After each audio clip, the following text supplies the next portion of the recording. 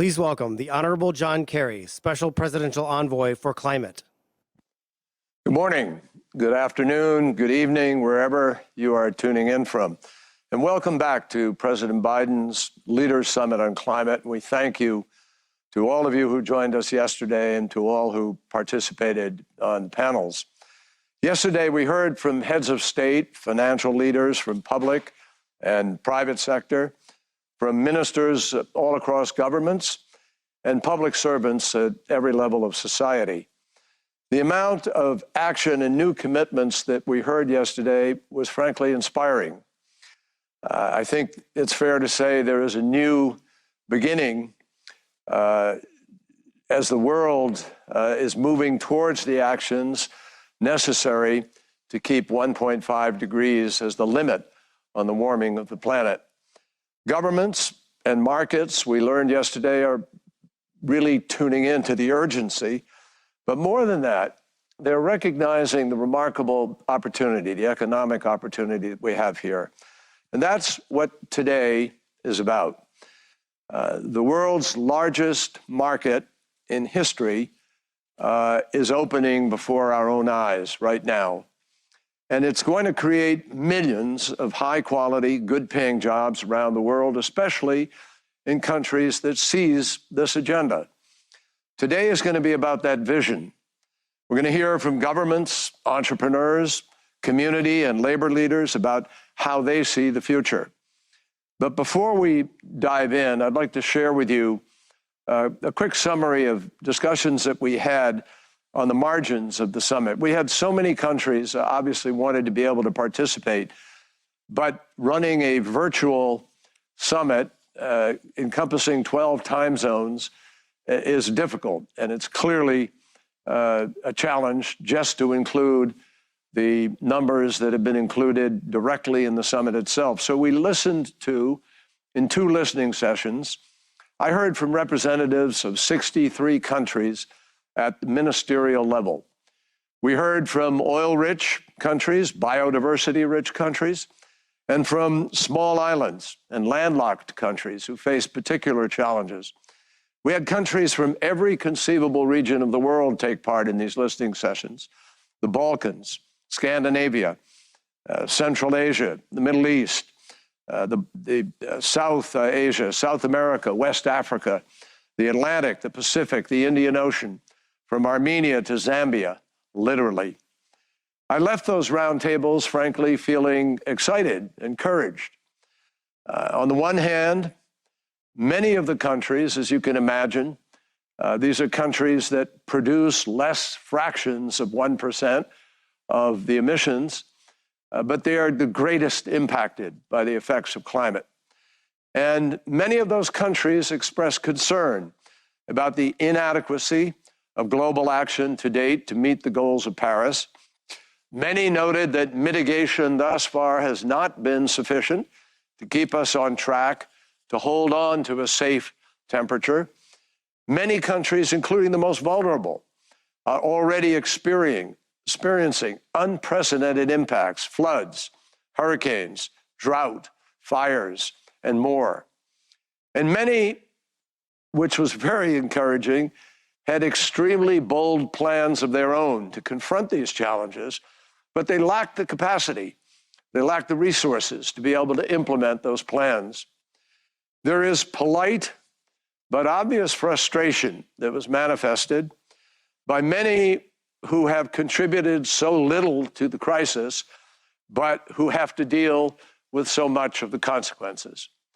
And at the same time, participants enthusiastically reported, one after the other, of the very significant and exciting measures that they're taking, efforts they're individually undertaking to tackle the climate crisis, even though, because of the fractions they represent, their best efforts are turned towards adaptation and resilience, because they can have a minimal impact on the mitigation, yet they are still engaged in mitigation.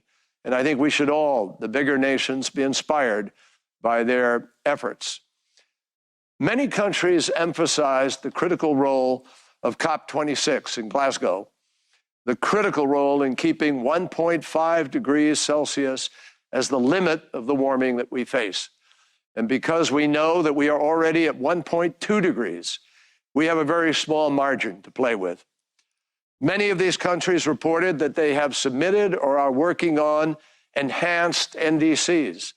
And I think every larger nation should be inspired by that. And many have adopted net zero goals. It was particularly interesting to hear how they are dealing with heavy industry, something we have not heard a lot about, but which is one of the toughest areas for mitigation.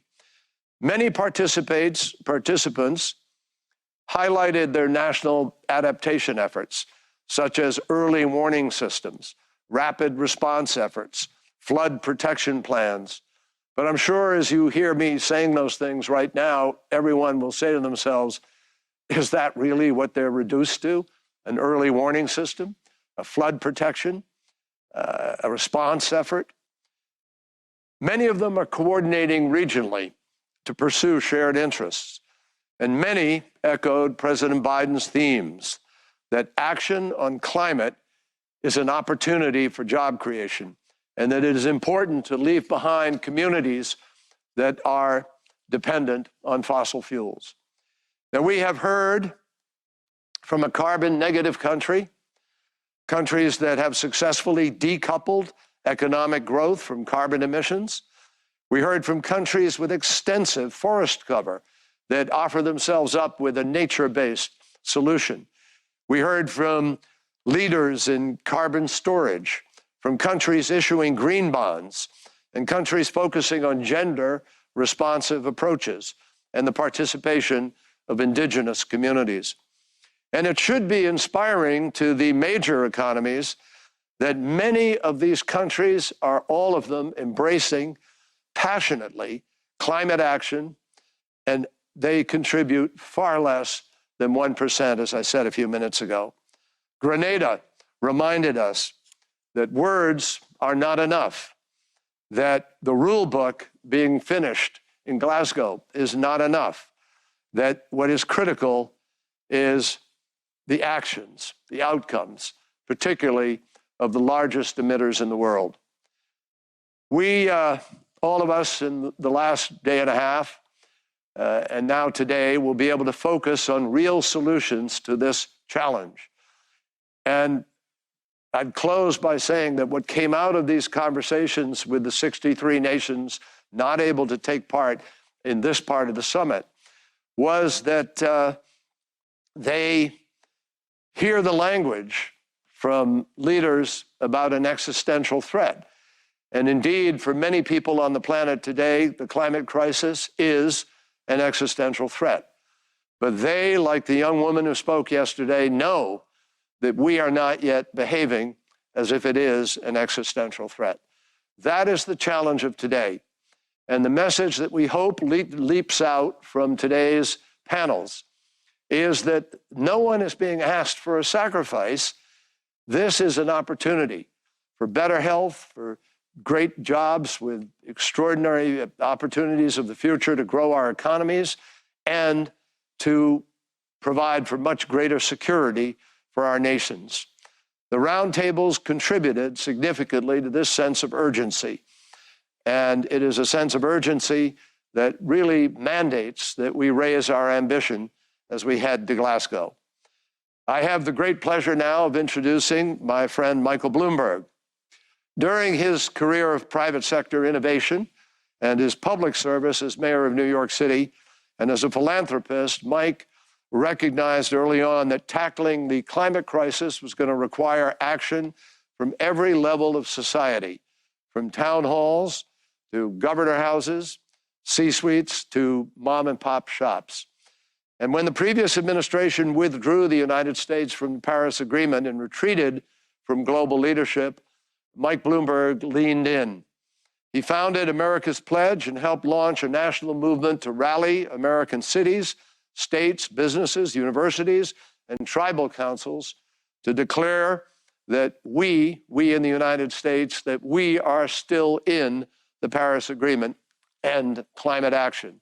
Now, in his role as a UN Special Envoy on Climate Ambition and Solutions, Mike uses that experience to help all of us try to move the world to keep global warming to 1.5 degrees.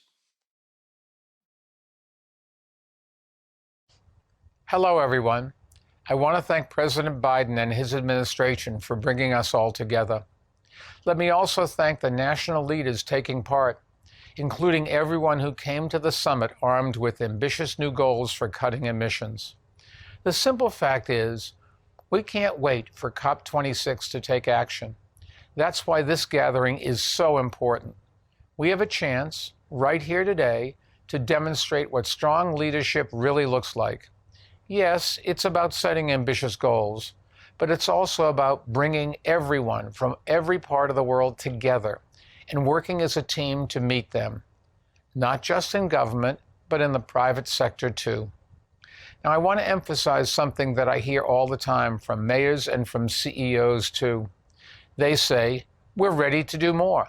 We want to do more, but we need more help. Sometimes they need more funding, sometimes they need more authority, and sometimes they need regulatory changes. You won't always agree with them, of course, but I urge you to listen to them, because if you look at the data, cities and businesses hold the key to defeating climate change. They are responsible for the vast majority of emissions, so helping them and incentivizing them to take action really is critical. The more action they take, the faster we can make progress. At Bloomberg Philanthropies, we've been working to help cities raise their ambitions and help spread solutions that work around the world. And our company has been working to help the market move more capital to green projects in every global region by bringing greater transparency to climate risks and opportunities. The Task Force on Climate-Related Financial Disclosures sets standards that help companies manage risks and that empower investors to direct more capital to companies that are leading the way. We can't beat climate change without a historic amount of new investment, and that will only happen if governments, investors, and business leaders have the information they need to make smart decisions. Working with partners, Bloomberg Philanthropies has also helped retire over 60% of all coal-fired power plants in the U.S., and half of the EU's coal plants, too. Coal plants are the single biggest contributor to climate change, and they spew toxic, deadly pollution into the air. The good news is, clean energy is increasingly cheaper than coal in much of the world. That's one reason why more cities, states, and businesses are committing to reach net zero emissions, including our company, which is on track to reach net zero by 2025. There's a lot of good work happening in both the public and private sectors, just not enough. We have to do more, faster, to cut emissions. And by acting boldly and urgently, we can build a lot of momentum going into COP26 this November. We're all in this together, so thank you for coming together for this summit. All the best. Thank you, Mike. And now it is my great pleasure to introduce Brenda Mallory, who is the new chair of the Council on Environmental Quality. Brenda has dedicated her career to using the law to fight for environmental justice and legal reform inside and outside of government. And we're all delighted, as the president is, that she is part of his team. Thank you, Secretary. Good morning, everyone. I'm pleased to be part of the discussion on ensuring that all communities and workers benefit from our actions to address climate change. President Biden's approach to environmental justice is guided by a couple of core beliefs. First, that every single person has a fundamental right to drink clean water and breathe clean air. And second, that for too many people, we have failed to deliver those protections. This is true in the United States, but we know that it is also true in many other parts of the world. Correcting these historic wrongs is not going to be easy, and it requires a long-term commitment. But acknowledging a need for change is a critical first step. I was confirmed by the United States Senate just last week as the newest chair of the White House Council on Environmental Quality, but I've immediately gotten to work joining the rest of the President's team that has made environmental justice an everyday focus over the 3 months since his inauguration.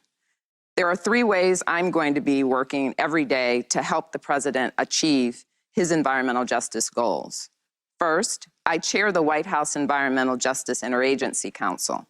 This cabinet-level group exists to make sure that the entirety of the federal government is working to address injustice in frontline and fence-line communities and make a positive difference in the lives of everyday people. Second, I'm thrilled that the first ever White House Senior Director for Environmental Justice is part of our team at the Council on Environmental Quality, and I know we'll achieve great things together. And third, the newly formed White House Environmental Justice Advisory Council brings together 26 national environmental justice leaders from across the country to advise CEQ and the Interagency Council on the steps we need to take to get it right. I look forward to receiving the recommendations from this group. Turning now to an introduction of an important partner we have, my friend Peggy Shepard is a nationally recognized leader who has devoted her life to advancing environmental equity. She is the founder and executive director of We Act for Environmental Justice in Harlem, New York. She has graciously agreed to co-chair the Advisory Council and is joining us here this morning. It is my pleasure and honor to present Peggy Shepard to you. Thank you.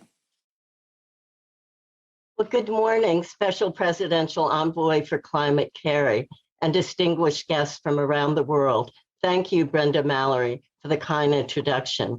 Good morning to all of you who are present today for this historic convening. I'm Peggy Shepard, co-founder and executive director of We Act for Environmental Justice, based in Harlem, New York City, and I am proud to serve as co-chair of the historic and new White House Environmental Justice Advisory Council. You know, last night I met with my fellow council members as we discussed our recommendations to the Biden administration to advise the implementation of key cornerstones of his commitment to centering environmental and climate justice and equity into all government policies. I think of the phrase, look at what they do, not at what they say. And I'm startled to realize that I am at this convening today because President Biden is acting on what he said and committed to do. And together we're building a model of collaboration between government and communities, seizing the profound opportunity to accelerate the pace of action on reducing the impacts of climate change on this country, on our economy, on the most vulnerable communities, and on the workers of this country who need good family-sustaining jobs. And the administration is transitioning our economy from fossil fuels to a clean energy future that sustains the livelihoods and ecosystems on which the world depends.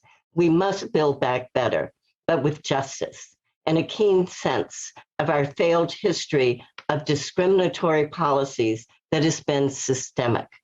We will build back better by centering investment in the frontline communities that have borne the brunt of the environmental degradation that has scarred the landscape of urban and rural America.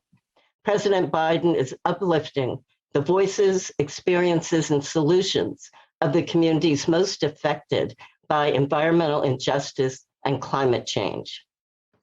We're working to achieve a rejuvenated America where all communities have access to clean air, clean water, safe schools, and healthy homes.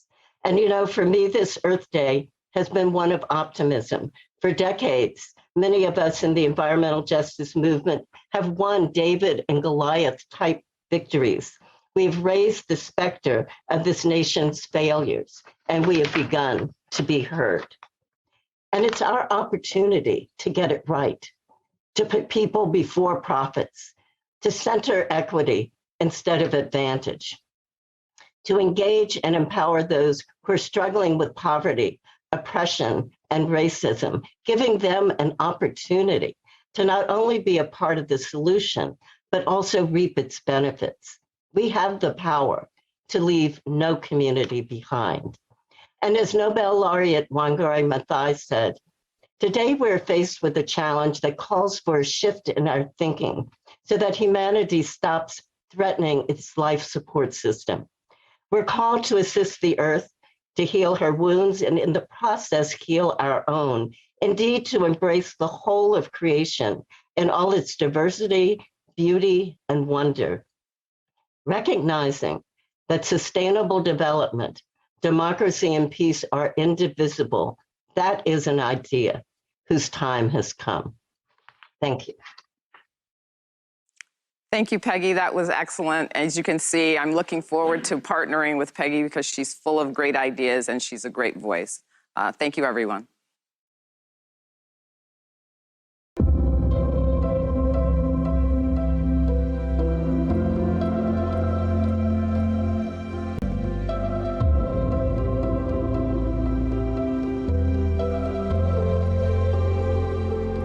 How do we reach global net zero emissions?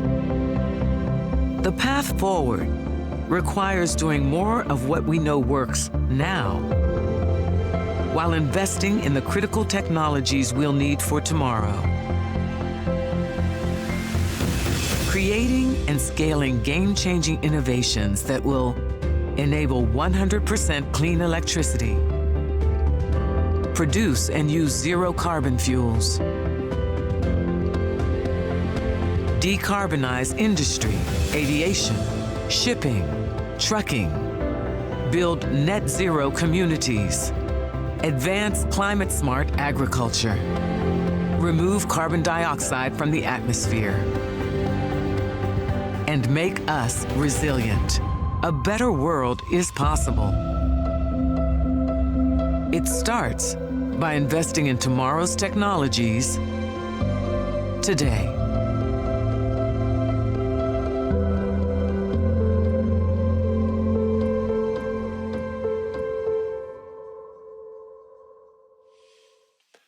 I now have the pleasure of introducing Secretary Jennifer Granholm and Secretary Gina Raimondo. Jennifer understands on a personal basis the economic opportunity that climate action provides, and she may understand that better than a lot of other folks because her work as governor of Michigan and her work now as Secretary of Energy has centered on advancing the urgent climate agenda through the creation of high-quality middle-class jobs.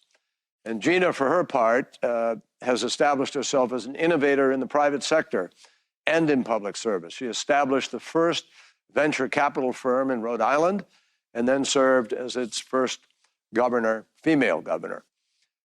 She's bringing the same entrepreneurial spirit to the Commerce Department now as secretary, and she wants that department to engage the private sector in the cause of tackling climate crisis. Secretary Granholm. Thank you, sir, and welcome everyone to day 2 of the Leaders Summit on Climate, which of course is concluding a monumental week of international cooperation and collective action. So these commitments are amazing. And President Biden convened this summit for a simple reason. And that reason is that we have to raise our collective ambitions around climate change. By the end of this decade, we need renewables deployed at scale so that reliable, affordable, clean energy reaches people in the most populated valleys and in the remotest mountains, across the hottest deserts and the coldest tundra. We need fearless innovation to bring down the costs of batteries, to commercialize carbon capture, to make blue and green hydrogen market ready. And perhaps most of all, we need a mindset that overcomes resistance to change. Many are stuck on the status quo, and maybe they are insistent that we can't reach our goals.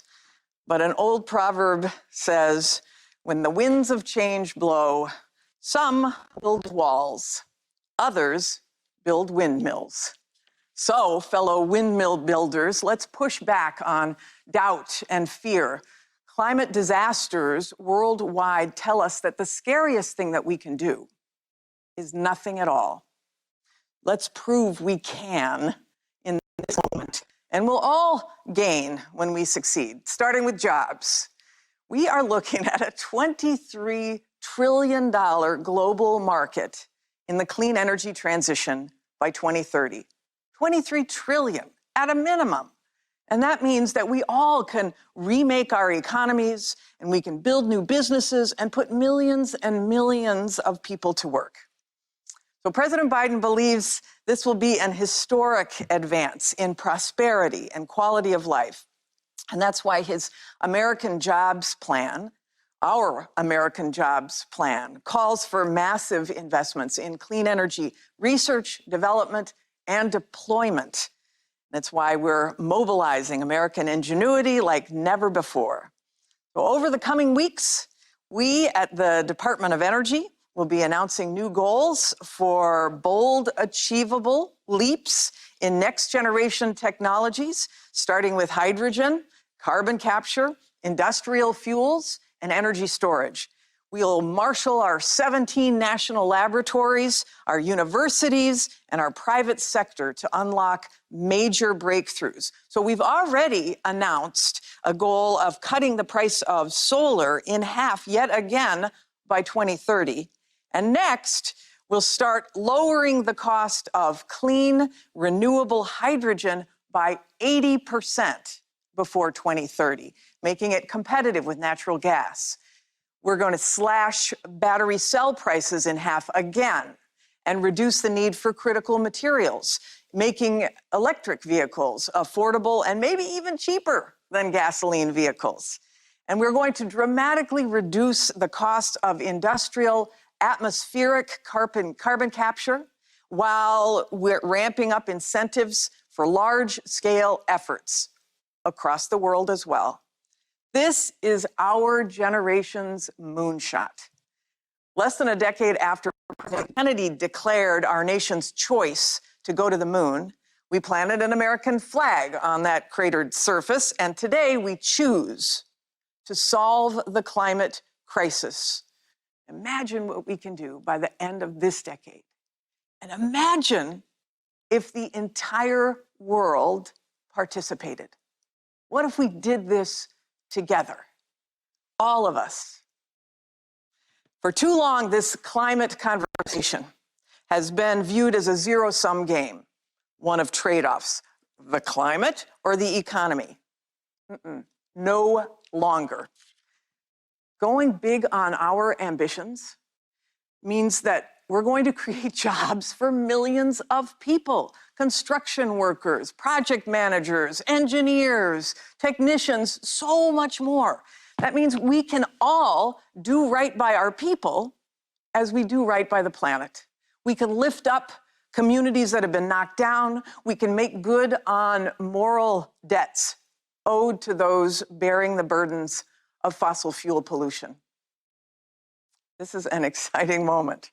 And our speakers today are going to shed light on the great potential that's at hand. We're going to start with somebody who understands the power of major investment and cutting-edge innovation better than almost anybody on the planet, Bill Gates. Bill observed years ago that power comes not from knowledge kept, but from knowledge shared. He was referring to business leadership. But how apt is that at this moment in the clean energy transition? So guess who's here to drop some knowledge on us now? Please welcome Bill Gates.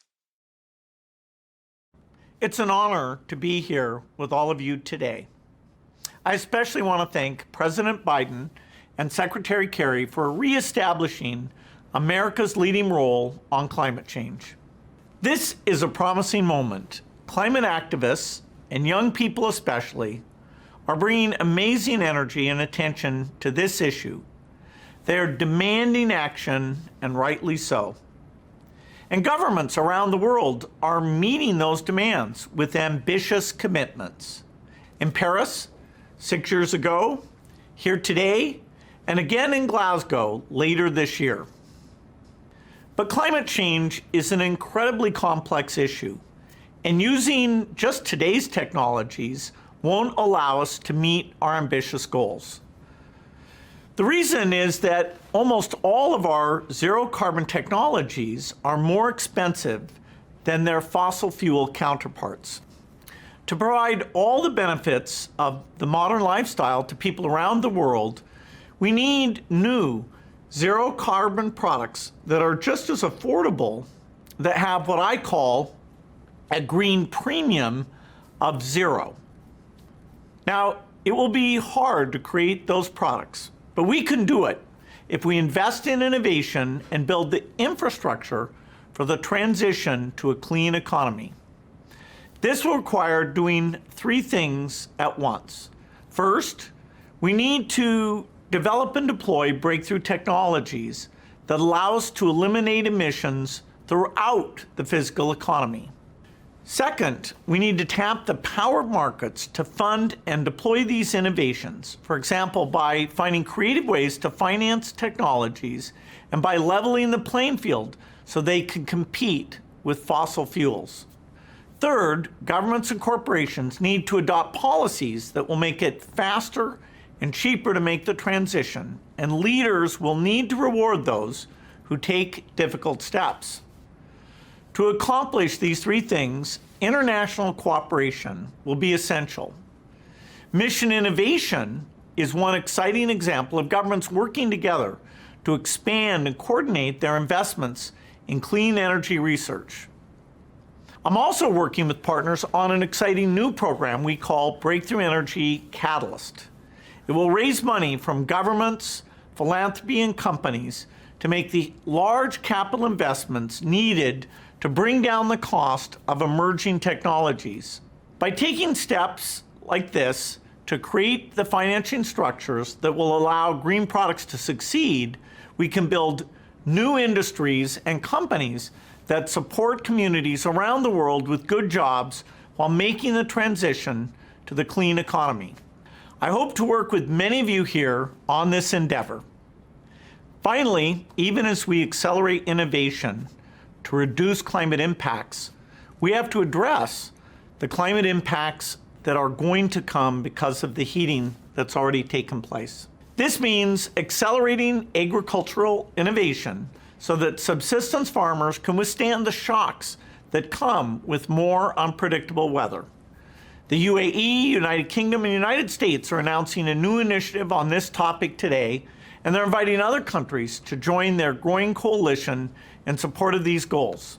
If we take all these steps together, I believe we can avoid a climate disaster. Thank you. Well, thank you, Bill, for recognizing the urgency of the moment and for answering this call to action. We are so fortunate to have you as a warrior in this fight with us. So as we create these new energy technologies, the Biden administration is committed to helping every country embrace them. So over the course of this week, we announced several new collaborations with our international partners. On Wednesday, we joined the United Kingdom and others to launch the Global Power Sector Transformation Consortium, which is there to help power system operators around the world increase renewable energy capacity and to decrease energy waste, all the while keeping the lights on. We also unveiled the responsible use of small modular reactor technology, also known as FIRST, and that supports our international partners in harnessing advanced nuclear energy. And then to move decarbonization forward in the industrial sector, we have joined LEAD IT, which is the leadership group for industry transition initiative that's led by Sweden and India. We're also thrilled to announce our plans to host the 2022 annual meetings of Mission Innovation and the Clean Energy Ministerial in the United States. We started those two great partnerships under President Obama to engage over 30 of our partner countries involved in clean energy innovation. And today, we're saying to everyone that we are firmly back. So our commitment to international collaboration animates this summit too, obviously. Today we're going to hear from 6 heads of state from countries that have been world leaders in specific clean energy technologies. So they're going to tell us how they built these new industries. They're going to tell us what rewards they now enjoy. First, I would love to introduce Prime Minister Mette Frederiksen of Denmark. The Danes obviously pioneered the wind industry, starting with onshore capacity and more recently moving into offshore. Wind is a core component of their transition away from fossil fuels, and we're so glad to have this longtime global leader in clean energy technology represented today. Welcome, Prime Minister. Thank you so much, Mr. President, Excellencies, ladies and gentlemen. Imagine that you are flying across the North Sea. Hundreds of wind turbines appear on the horizon. As you get closer, you spot an island creating clean electricity, clean fuels, green innovation for millions of European households. That's our Danish vision of the world's first energy island. And it's not just something to imagine. Denmark will soon make it a reality. Already today, almost 50% of Denmark's electricity is powered by wind. And we have plans to build even more. Up next is turning green electricity into green fuels. This will solve major challenges for all of us. Emissions from trucks, planes, and ships. And it will also create a lot of new jobs, plenty of green jobs, offshore, onshore, in ports, in test and research facilities, in industry. We will leave no one behind. In just 2 years, the world's leading container shipping company, Maersk, will launch its first carbon-neutral container ship. As governments, we should support this. That's what Denmark aims to do with the new mission innovation on shipping, in close collaboration with the US. Denmark also supports the agriculture innovation mission for climate. This is another area where we need to increase research and development. Taking the next steps in innovation will not be easy, but I am confident that we can do it. Why? Because we have done it before. Denmark turned our largest fossil power company into the world's most sustainable energy company, Ørsted. We have decided to end all Danish oil and gas production in the North Sea by 2050. Today, Denmark has more jobs in green energy than in fossils, and the private sector is on board. We have formed climate partnerships with all parts of Danish business. All of Denmark is now united in reaching our target, a 70% cut in emissions by 2030. Thank you, President Biden, for bringing the United States back into the Paris Agreement. Let us continue our shared journey into a greener and more sustainable future.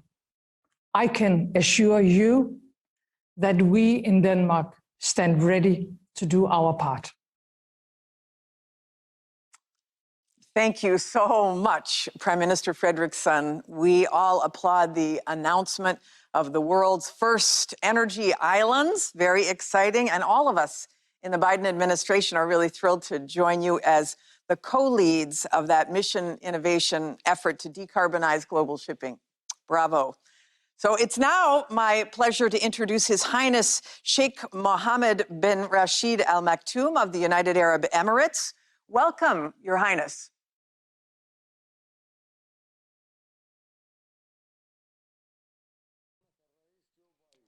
Your Excellency, President Joe Biden, Your Majesties, Your Highnesses, and Your Excellencies, ladies and gentlemen, peace be upon you.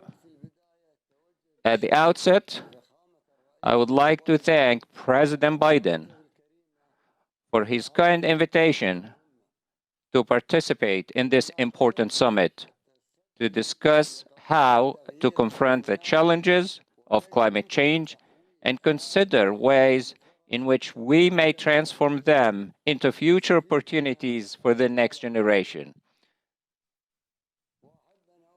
I would also like to reaffirm the commitment of the United Arab Emirates to work closely with the United States, the global community, and the private sector partners to make a step change in the global response to climate change.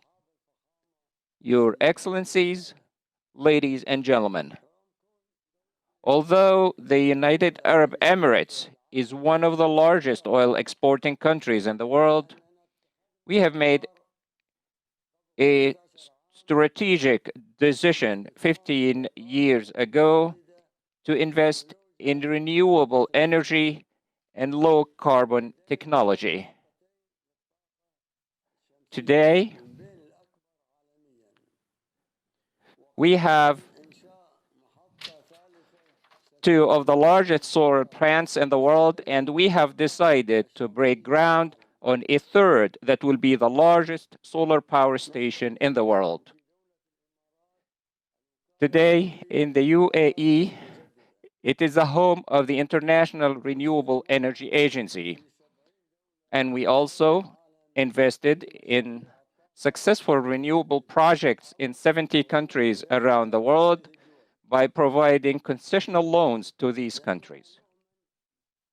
We believe that this type of energy is the answer to building a better future for humanity. In addition, the United Arab Emirates was the first country in the Middle East to pioneer carbon capture and storage technology. As well, our oil sector is the lowest carbon emitter in the world. Your Excellencies, as President Biden and Mr. Bill Gates mentioned, I am pleased to announce that the United Arab Emirates will partner with a group of leading companies to launch the Agriculture Innovation Mission for Climate, a new initiative to support research, development, and innovation for food systems over the next 5 years. Ladies and gentlemen, climate change is not a temporary concern, but an ongoing and continuing global challenge. Unless the countries work as one team to safeguard the planet for future generations, we risk paying heavier costs in the future. Today, we are ahead of a new opportunity under the leadership of President Biden, and we look forward to working together to unlock the major opportunities born from the pressing challenge of climate change. Thank you, and peace be upon you. Well, thank you, Your Highness. Agriculture is, in fact, such a critical piece of the climate action puzzle. So the United States, it thanks the UAE for accelerating the research and development necessary to lower emissions from that sector. And The United States is proud to join you as an inaugural member of the Agricultural Innovation Mission for Climate Initiative. And we also, by the way, very greatly value the UAE's partnership through the Clean Energy Ministerial as we work to raise gender diversity in clean energy professions. So now I would like to introduce Prime Minister Bibi Netanyahu. Israel has been, as we know, a global leader in technology innovation, and clean energy is certainly no exception. Not only has Israel developed critical technologies for climate change mitigation, they're also showing us how to build resilience against impacts like water scarcity. Their focused investments in Israel have actually, by showing us, lowered the costs of climate action for countries all over the world. And through collaborations like the U.S.-Israel Energy Center, we hope to drive that progress even further. Welcome, Prime Minister Netanyahu. I thank President Biden and his team for hosting this important virtual summit. I've known President Biden for some 40 years. I know the strength of his commitment for stronger action on climate. This is a commitment we in Israel fully share. I pledge to reduce Israel's carbon footprint and to completing a successful transition from fossil fuels to renewable energy by 2050. We've already made crucial progress in two specific areas. In coal, we've substantially reduced our dependency. In fact, Israel is a global leader in cutting coal consumption. By 2025, that's 4 years from now, barring unforeseen circumstances, Israel will no longer be burning coal, period. In solar energy, over the last 5 years, we've increased our generation from 2% to almost 10% this year. And we're committed that by the end of this decade, renewable energy will be providing over a third of Israel's electricity. The challenge we still face is solar energy storage. My government is working to overcome this challenge and make Israel a global leader in energy storage. This will enable us to revolutionize our use of renewable energy. Hundreds of Israeli startups are working on this project and on related issues. These companies have already received billions of dollars. They'll receive more, because I'm convinced that Israeli science and Israeli ingenuity will enable us to play our part in the global transition to a net zero carbon economy. In water, too, Israel is making a big difference. We've shown the world how to use water more efficiently in agriculture through pioneering developments in drip irrigation, hydroponic agriculture, and the use of artificial intelligence. Israel is a world leader in water purification and recycling, as well as in desalination. About 93% of Israel's wastewater is purified, and 86% is recycled for use in agriculture. These are very big numbers. And cooperation in the fields of water and renewable energy are also an integral part of our new cooperation with the UAE and Bahrain. So not only are we working to end dependency on fossil fuels and finding solutions to the climate crisis, but we're helping to cement Arab-Israeli peace. And that bodes well for the entire region, for the entire world. Thank you. Well, thank you, Prime Minister Netanyahu. Very encouraging. I'm now very pleased to introduce President Uhuru Kenyatta of Kenya. As a nation that's on the front lines of climate change, Kenya has taken up the mantle of leadership on both innovative adaptation methods and expanding access to clean energy. They've showcased for the world how it's possible to leapfrog a carbon-intensive industrialization strategy and land right on sustainable development strategies. So here to tell us about those efforts, President Kenyatta. Thank you very much for this opportunity. And at the very start, let me congratulate President Biden for once again leading the United States to re-engage the global community of nations on matters environment and climate change. And I also want to take this opportunity to thank him and his administration for recognizing Kenya's leading role on the African continent in matters environment as well as innovation. Ladies and gentlemen, climate change is no longer a future crisis, but rather a present one. Like the COVID-19 pandemic, it is a defining development and security challenge that we must address today. The reality is hard to ignore.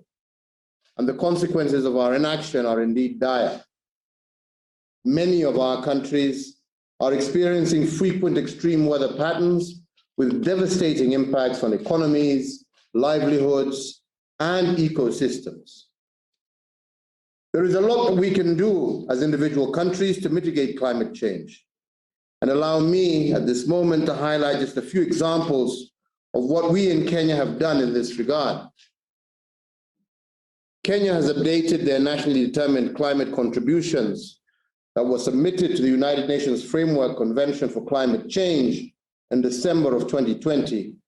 And we commit to continue to reduce our emissions by 32% by the year 2030, against the business as usual scenario. In addition, we are also in the process of developing a greenhouse gas emission strategy for 2050, and we will be submitting the report to the United Nations Framework for Convention and Climate Change before COP26 later this year. In our journey to the 2050 target, Kenya intends to complete its transition to renewable energy, and clean energy already accounts for about 90% of total electricity supply in Kenya, and we intend to increase this to 100% by the year 2030. As you may know, Kenya is a pioneer in geothermal energy on the African continent, and indeed holds the 5th position globally. Our geothermal potential is great, and the amount currently tapped is actually less than 10%. And this presents huge investment opportunities across the technology value chain, as well as huge opportunities for employment of young Africans across our country.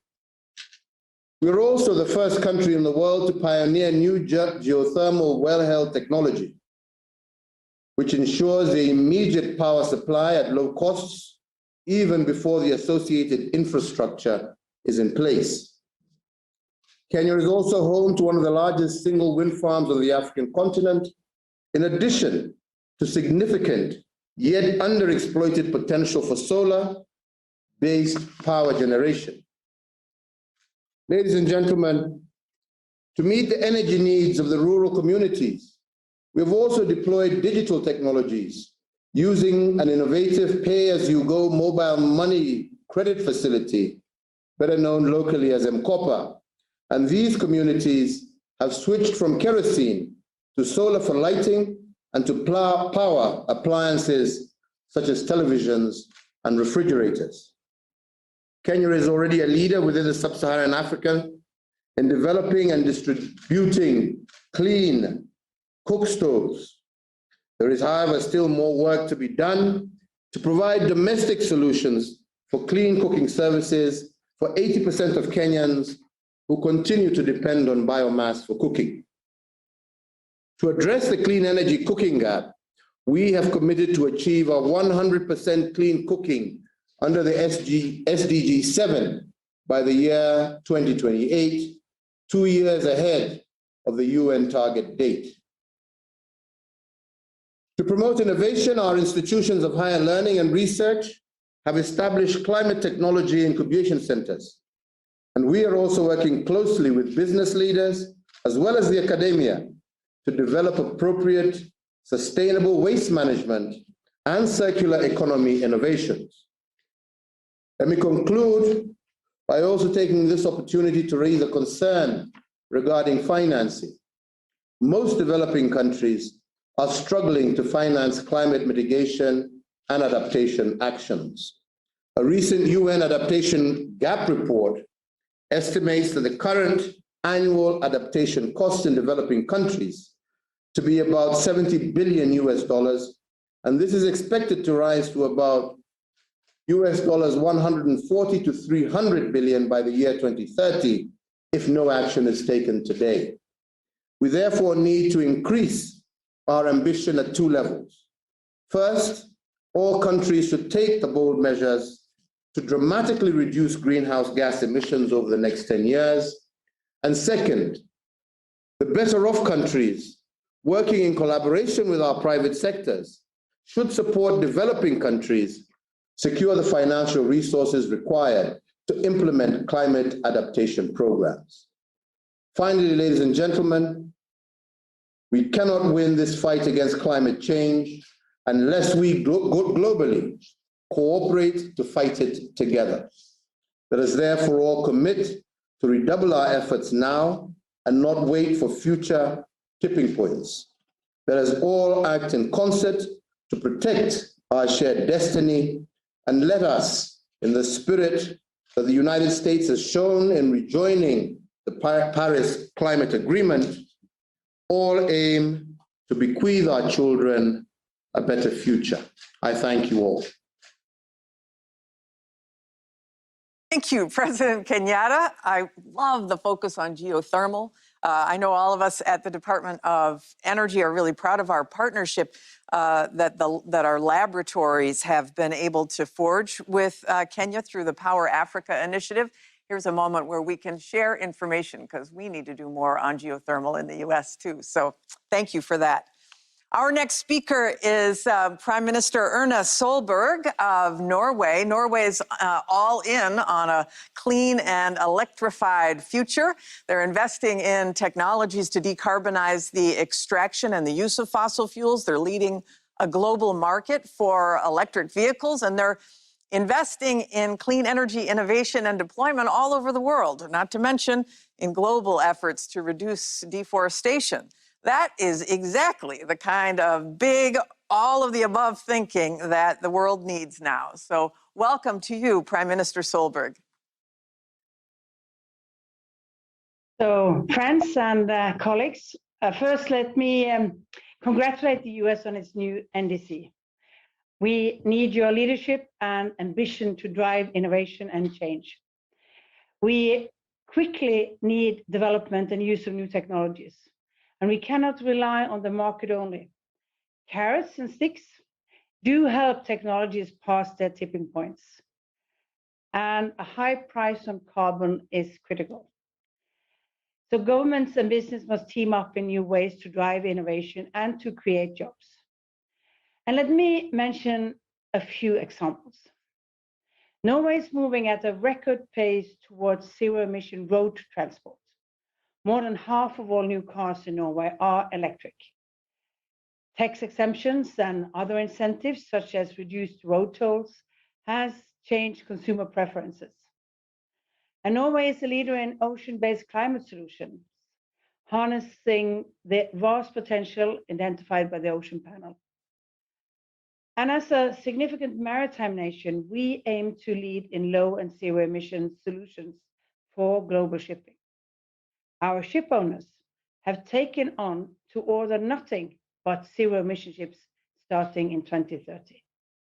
And at home, we switch our ferries to electric, and we will halve emissions from domestic shipping and fisheries by 2030. And we recently opened the first offshore areas for wind power, so we might connect to the Danish island afterwards. Norwegian companies work at home and abroad, including in the US, where the Empire Wind Project will power more than 1 million New York homes. And we make large investments in carbon capture and storage development. Last year, we launched the Longship project. Our goal is a complete CCS value chain: CO2 capture, transport and storage, and excess capacity can store more CO2 from Europe. And lastly, we need innovation to stop deforestation. Norway has made available high-resolution satellite imagery of all tropical forests. This will help to improve management and verify performance. And Norway is proud to be part of the LEAF Coalition, an innovative model to mobilize private capital for countries that cut deforestation. So we need a massive push for development and use of innovative technologies. And we need knowledge and solutions to spread across borders.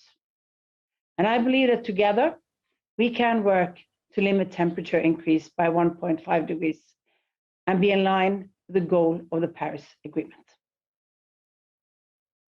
Great. Thank you, Prime Minister Solberg.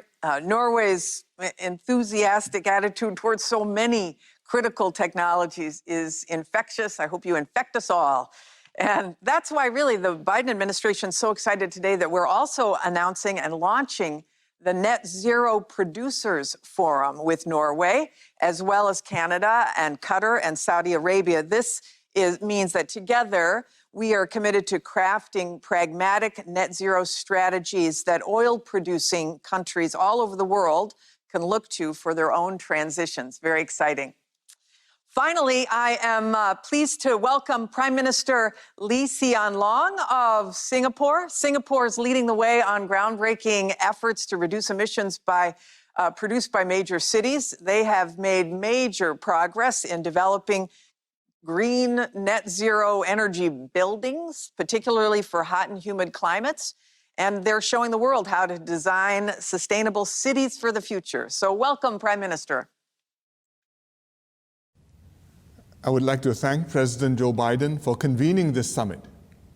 It's a welcome signal of U.S. leadership and commitment to a multilateral climate solution, underlined by the U.S. rejoining the Paris Agreement. Although Singapore is a small island state, we will contribute our share to the climate agenda. Singapore was among the first 20 countries to submit our long-term strategy to the UNFCCC. This year, we launched the Singapore Green Plan 2030, our roadmap towards sustainable development and net zero emissions. Our strategy goes beyond meeting emission caps or implementing our carbon tax. To overcome our small size and lack of resources and achieve our emission reduction goals, Singapore must also innovate and use technology extensively. For instance, we have very limited renewable energy options. Nevertheless, we plan to quadruple solar energy production by 2025. We are opening one of the world's largest floating solar energy systems, which will offset 33,000 tons of CO2 annually. Another major concern for our compact and dense city is rising urban temperatures. To moderate this, we are using computer modeling for more climate-responsive urban design, experimenting with special cooling paint on buildings, and planting 1 million more trees. As a financial hub, Singapore can help the global push for sustainability through green finance, fintech, and capability building. We've launched a $2 billion green investments program. This will support the development of carbon trading and services, sustainability consultancies, and environmental risk management. One promising area is emissions verification, including using new technology to measure the carbon footprints and monitor abatement commitments of businesses. Singapore is happy to share our experience in all these areas. We've incorporated climate and sustainability in the Singapore-US Third Country Training Program. And as country coordinator for ASEAN-US Energy Cooperation, we will work closely with the US to support our region's clean energy transition. We look forward to working with the US and all countries to build a sustainable future. Thank you. Well, thank you, Prime Minister. Singapore is certainly pushing the envelope in fascinating directions, from computer modeling for urban design, new technologies for emissions verification, all sorts of great stuff. But what's clear from these 6 heads of state is that there is really tremendous opportunity for investments in a broad range of clean energy technologies, not only to mitigate emissions and adapt our society to climate impacts, but to also boost our economies and create good-paying jobs for our citizens. I do want to thank each of our guests once again for highlighting these impressive technologies and investments that your countries are making in these technologies to inspire us and hopefully share with the world, for your commitment to spreading those technologies so we can all rise to this challenge of climate change together. And now it is my great pleasure to turn this over to my friend, Secretary of Commerce, Gina Raimondo, for a look at the massive economic opportunity of the new energy economy, with help from speakers representing the private sector and civil society. Secretary Raimondo. Thank you, Jennifer. Good morning, everybody. Like Jennifer, I'm a former governor of the state of Rhode Island, and I am President Biden's Commerce Secretary. And as Secretary Granholm said, we all are tired of the old view that we have to make a trade-off between jobs and the environment, meeting the needs of climate and the economy.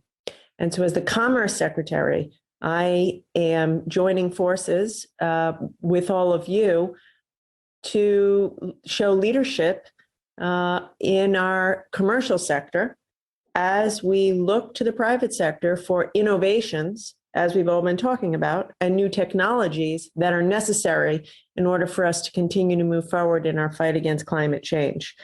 It's been amazing to listen to what is happening all around the world, and it is thrilling to be here on President Biden's team to be leading again with all of you in the world on climate. Raising our innovation ambition is going to be what makes it possible to raise the world's climate ambition. And that is what today is all about. And government cannot do it alone. We need the private sector. We need private sector innovation.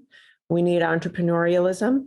And we need academic research and academic research institutions to play a huge role in uncovering and developing new technologies and innovations, investments that can unlock massive economic opportunities as well. Already in 2020, global investments in clean technologies crossed the $500 billion mark. And in the coming decades, the new energy economy will open multi-trillion-dollar markets for clean technologies, especially driven by fast-growing emerging economies. As many of you have said, this is a once-in-a-generation opportunity to develop and produce advanced technologies, export them around the world, and speed global net zero transitions, which will ultimately, as many of you have said, lead to the creation of millions of jobs, millions of good, high-paying union jobs. So it is my great pleasure this morning to introduce a series of academic and private sector innovators who will be necessary to allow all of us to achieve our goals. First, I would like to introduce Dr.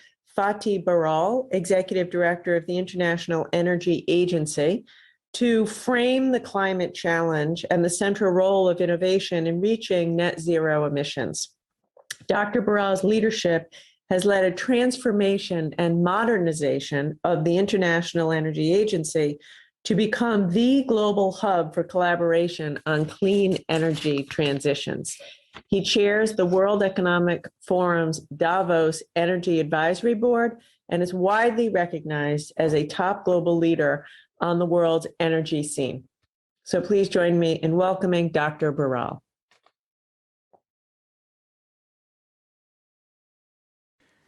Distinguished guests, I would like to commend President Biden for convening this summit within 100 days of taking office. And I welcome the commitments to reduce emissions announced by so many countries. It is clear that the level of commitment to fight climate change has never been higher. This is excellent news. But I will be blunt. Commitments alone are not enough. We need real change in the real world. Right now, the data does not match the rhetoric, and the gap is getting wider and wider. Our latest estimates for global emissions in 2021, this year, are a warning for humanity. Emissions are on track for their second largest increase in the history. We are not recovering from COVID in a sustainable way, and we remain on a path of dangerous levels of global warming. Yet, there are grounds for optimism. Electricity generated from renewables, solar, wind, and others, will break records this year, and the sales of electric cars will reach another record high. But getting to net zero emissions requires much more than that. We will need to transform our entire energy system. This means drastically cutting emissions from trucks, ships, and planes. We will also need to do the same for steel and cement factories, chemical plants, and in farming. We have today many technologies at our disposal: energy efficiency, solar, wind, electric cars, nuclear power, and many more. And we need to deploy these as quickly as possible. However, IEA analysis shows that about half the reductions to get to net zero emissions in 2050 will need to come from technologies that are not yet ready for market today. This calls for massive leaps in innovation across batteries, hydrogen, synthetic fuels, carbon capture, and many other technologies. On 18th of May, only a few weeks from now, the International Energy Agency will release a roadmap for how the global energy sector can reach net zero by 2050. Make no mistake, this is a Herculean task. Participants to this summit have used the occasion to make new announcements. Let me add one from the IEA.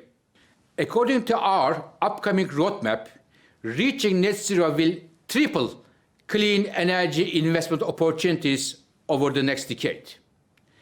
This will generate millions of well-paid jobs and create the industries of the future.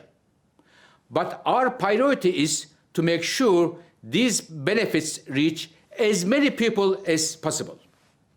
Ladies and gentlemen, we need to work all together to achieve our goals and create a better future for all of us.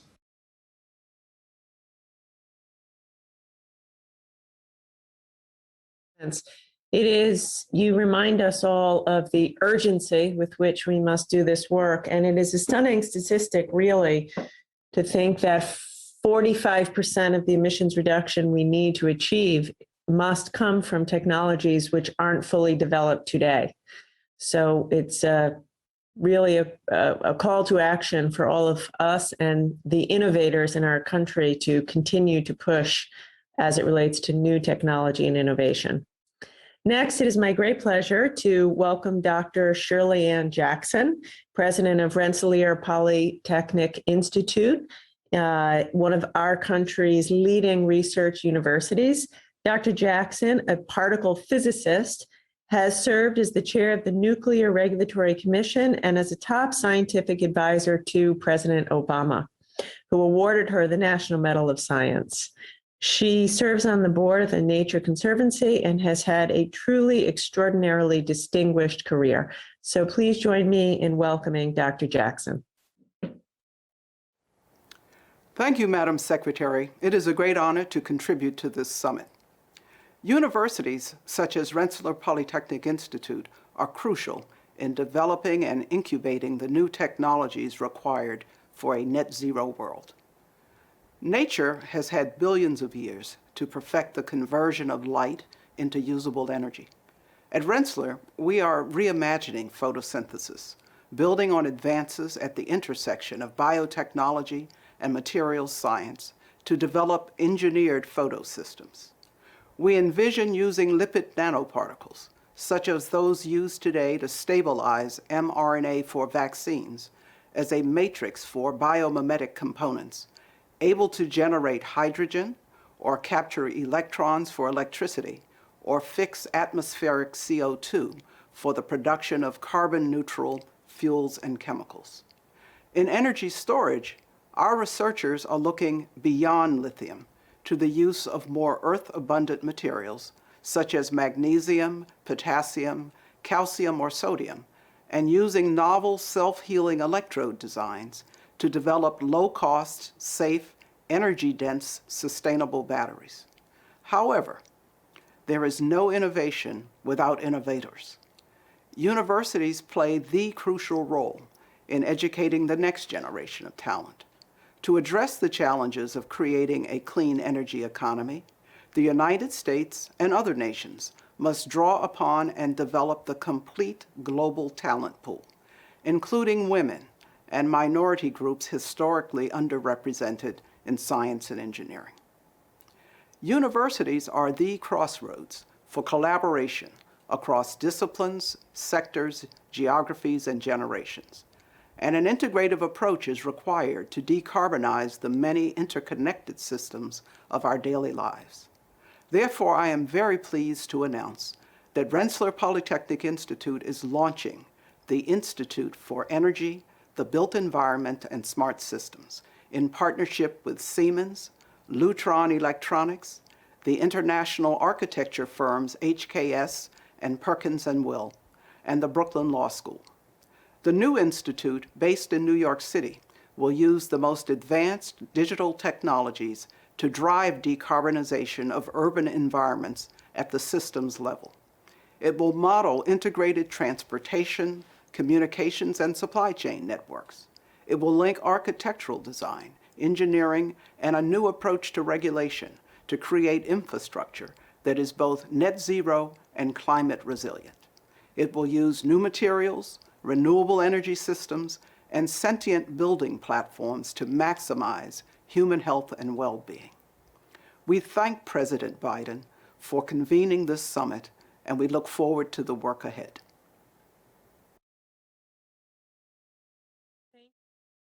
On your new institute. That's amazing. It's exactly the kind of research that's going to move this work forward. And we're thrilled that you were making this announcement at President Biden's summit this week. It's fantastic, and thank you for being with us. So now we're going to hear from some leaders focused on decarbonizing specific sectors of the economy, starting with renewable energy for the electricity sector. I'm very pleased to welcome Dr. Danielle Murfield, who's with us this morning. She is the Chief Technology Officer of GE Renewable Energy, which is, of course, a leading U.S. company that invests in the next generation of clean technologies and obviously creates many jobs in the process of doing that work. Danielle is a member of the National Academy of Engineering. Dr. Murfield leads research and development at GE into exciting clean energy technologies such as offshore wind and energy storage. And on a personal level, when I was the governor of Rhode Island was home to America's first offshore wind farm, and we had the great pleasure of working with GE in doing that. So please join me in welcoming Dr. Murfield. I'd like to start by thanking the Biden administration for convening this important summit, for its commitment to decarbonizing our energy sector, and for its strong support for innovation. The administration's right to focus on innovation as a key part of the solution to address climate change. From our founding, innovation has been the lifeblood of GE. That history of innovation led us to develop technology that delivers 1/3 of the world's electricity today. Innovation is key to our shared success. So we invest $1.5 billion annually in energy-related R&D, including at our Global Research Center in upstate New York, which is focused on breakthrough technologies. And across GE, we appreciate that success requires partnership. We're proud to collaborate with the Department of Energy, our national labs, and universities across the country to support innovation for the energy sector. Innovation in power generation and grid operation is enabling solutions to lower greenhouse gas emissions and secure a path to a low-carbon future. One example is GE's Haliade X, the world's most powerful offshore wind turbine in operation today. Just one rotation of its blades can power a home for 2 days. It will power the world's largest offshore wind farm in the UK and some of the first big offshore projects here in the US, including Vineyard Wind, which has already benefited from the improved permitting process under this administration. The Haliade X is complemented by our global onshore wind development efforts, where we've driven innovation for the US market as the largest supplier of onshore wind turbines in the country. We've commercialized new digital technology to optimize performance and even coupled renewable energy farms with energy storage to supply power when it's most needed. We're also pursuing innovative breakthroughs for the future.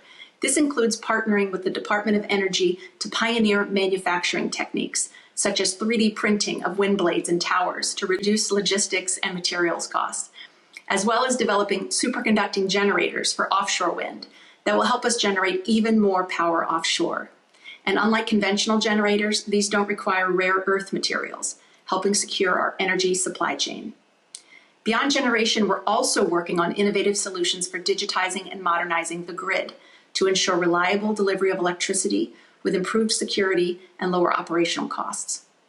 We know that for innovation to succeed, we must promote diversity in our thinking and ensure we tap the thoughts of many communities.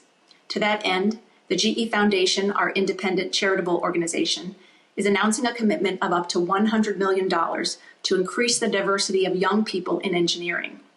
This program will provide underrepresented students hands-on exposure to engineering concepts and careers and ultimately award scholarships, developing the next generation of engineers focused on building a world that works.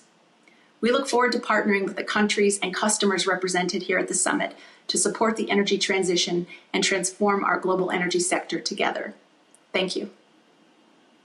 Thank you. And thank you to GE for your leadership. It is exciting to both innovate, create jobs, meet the needs of climate change, and move towards a more equitable workforce by providing opportunities for a diverse workforce. So thank you. In addition to producing renewable energy, a net zero transition will require transporting that power and using it across the economy, as we've heard from many of the world leaders this morning. We'll need to start building smart electrified systems all over the world. So I would now like to introduce Audrey Zeibelman, from Alphabet's Moonshot Factory. Audrey and her colleagues know a thing or two about this. She spent over 3 decades leading organizations with the goal of making power cleaner, more affordable, and more reliable. She was most recently the CEO of the Australian Energy Market Operator, and while in Australia, Audrey was a founding member of the Global Power System Consortium. She also previously was the chair of the New York Public Service Commission, where she oversaw the electric, gas, water, steam, and communications utilities in New York. Not an easy job. Welcome, Audrey.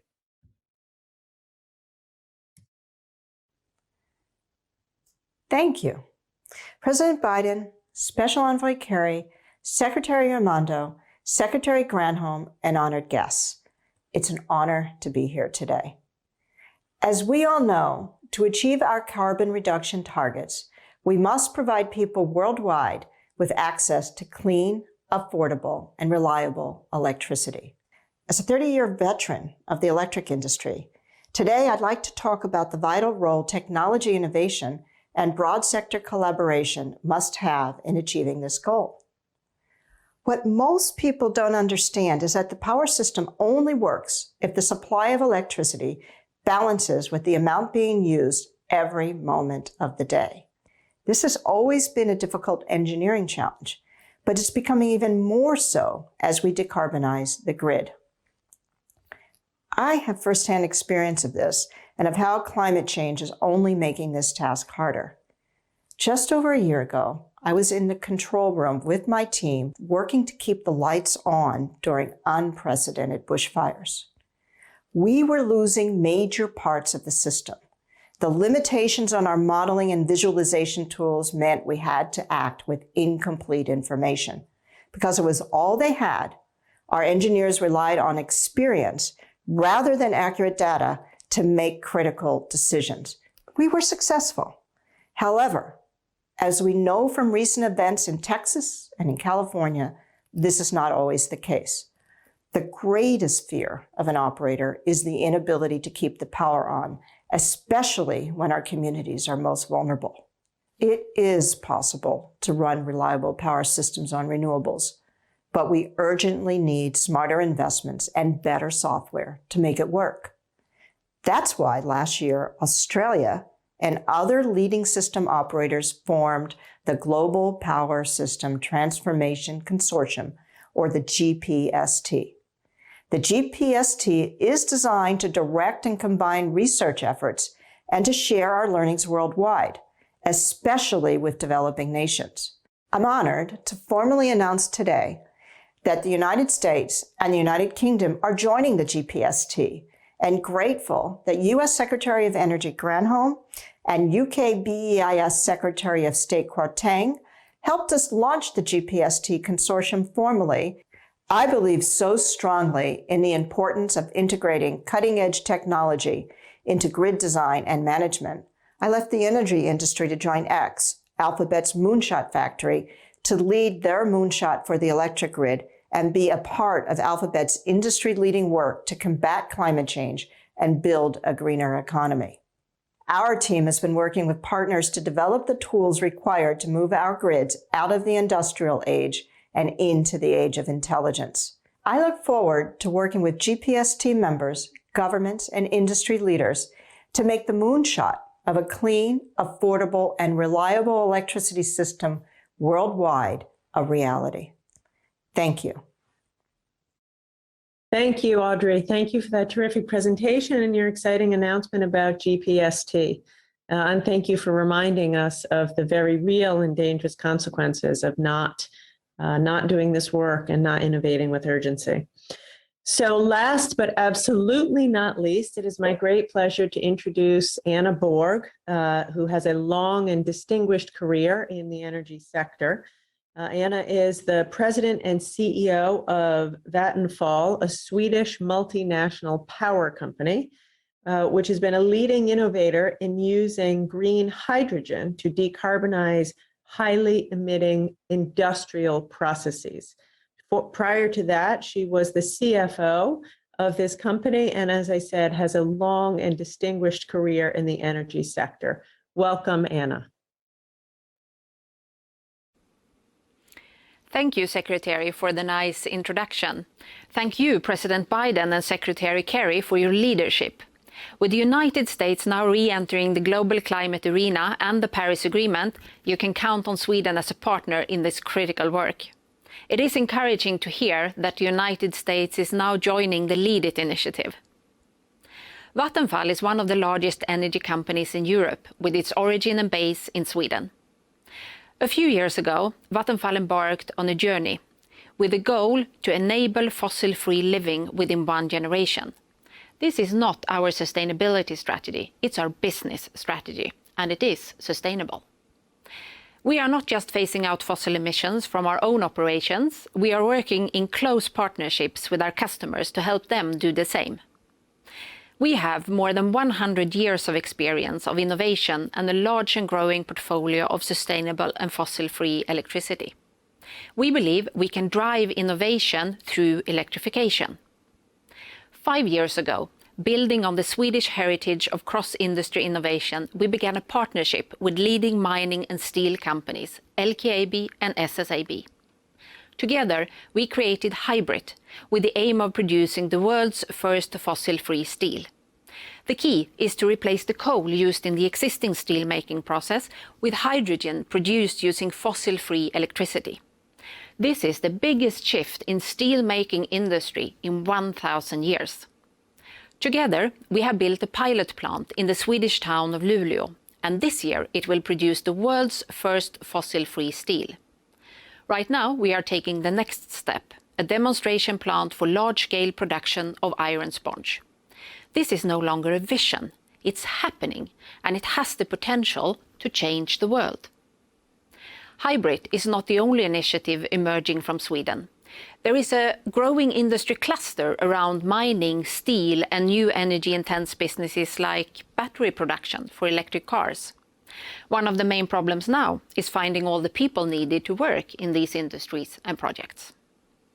The current technology development is dramatically driving costs down for CO2-free technologies.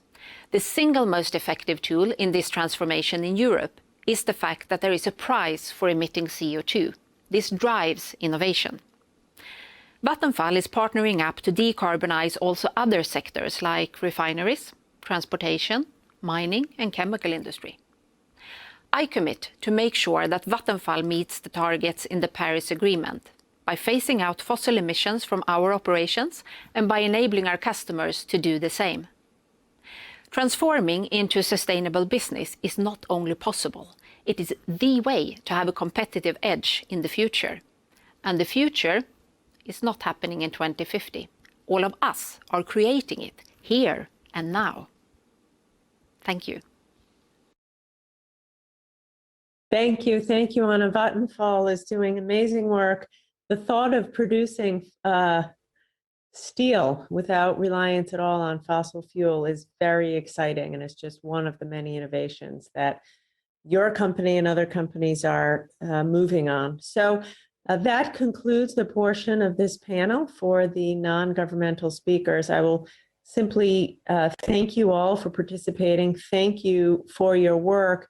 And again, I think that what we just heard from the private sector is how important it is for this to be a public-private nonprofit partnership the entire way through if we are going to do the work that is required.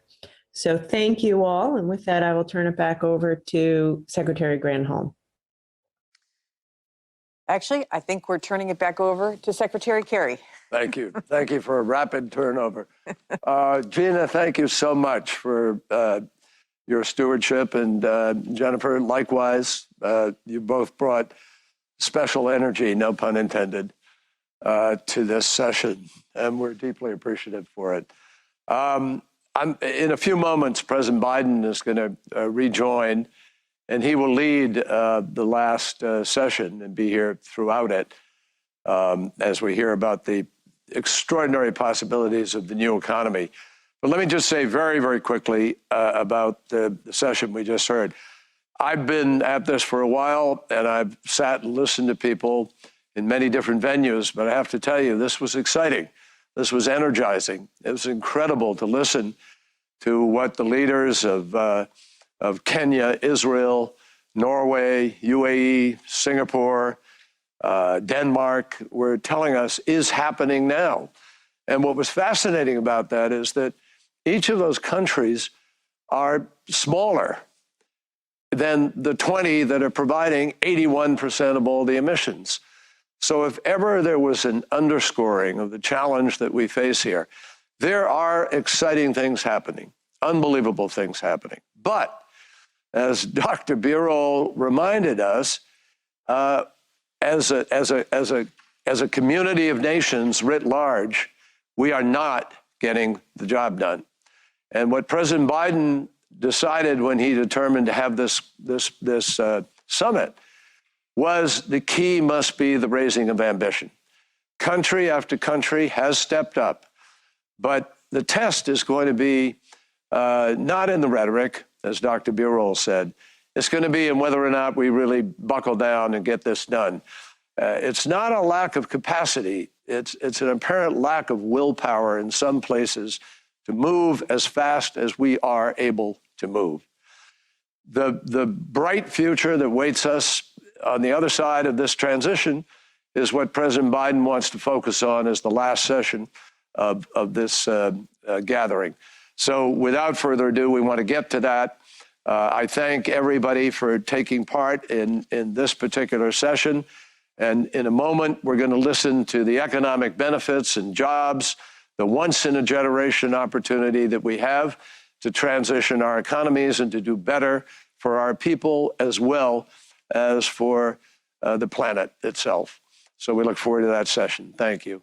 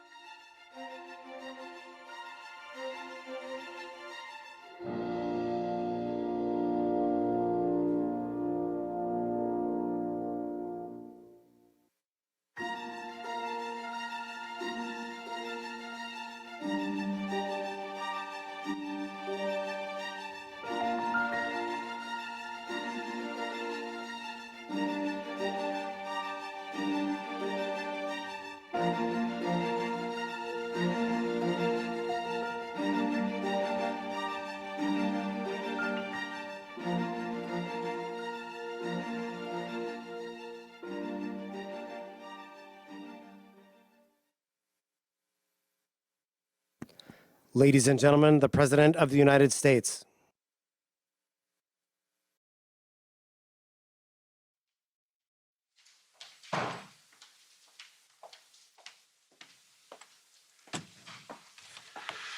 Well, welcome back. And thank you all again, all the world leaders who've joined us. Thank you for joining. And John, thank you for putting this together. We've made great progress, in my view, so far. I'm grateful to all the leaders who have announced new commitments to help us meet the existential threat of climate change. This summit is a start of a road that will take us to Glasgow for the UN Climate Change Conference in November, where we're going to make these commitments real, putting all of our nations on a path to a secure, prosperous, and sustainable future. Today's final session is not about the threat of climate change poses. It's about the opportunity that addressing climate change provides.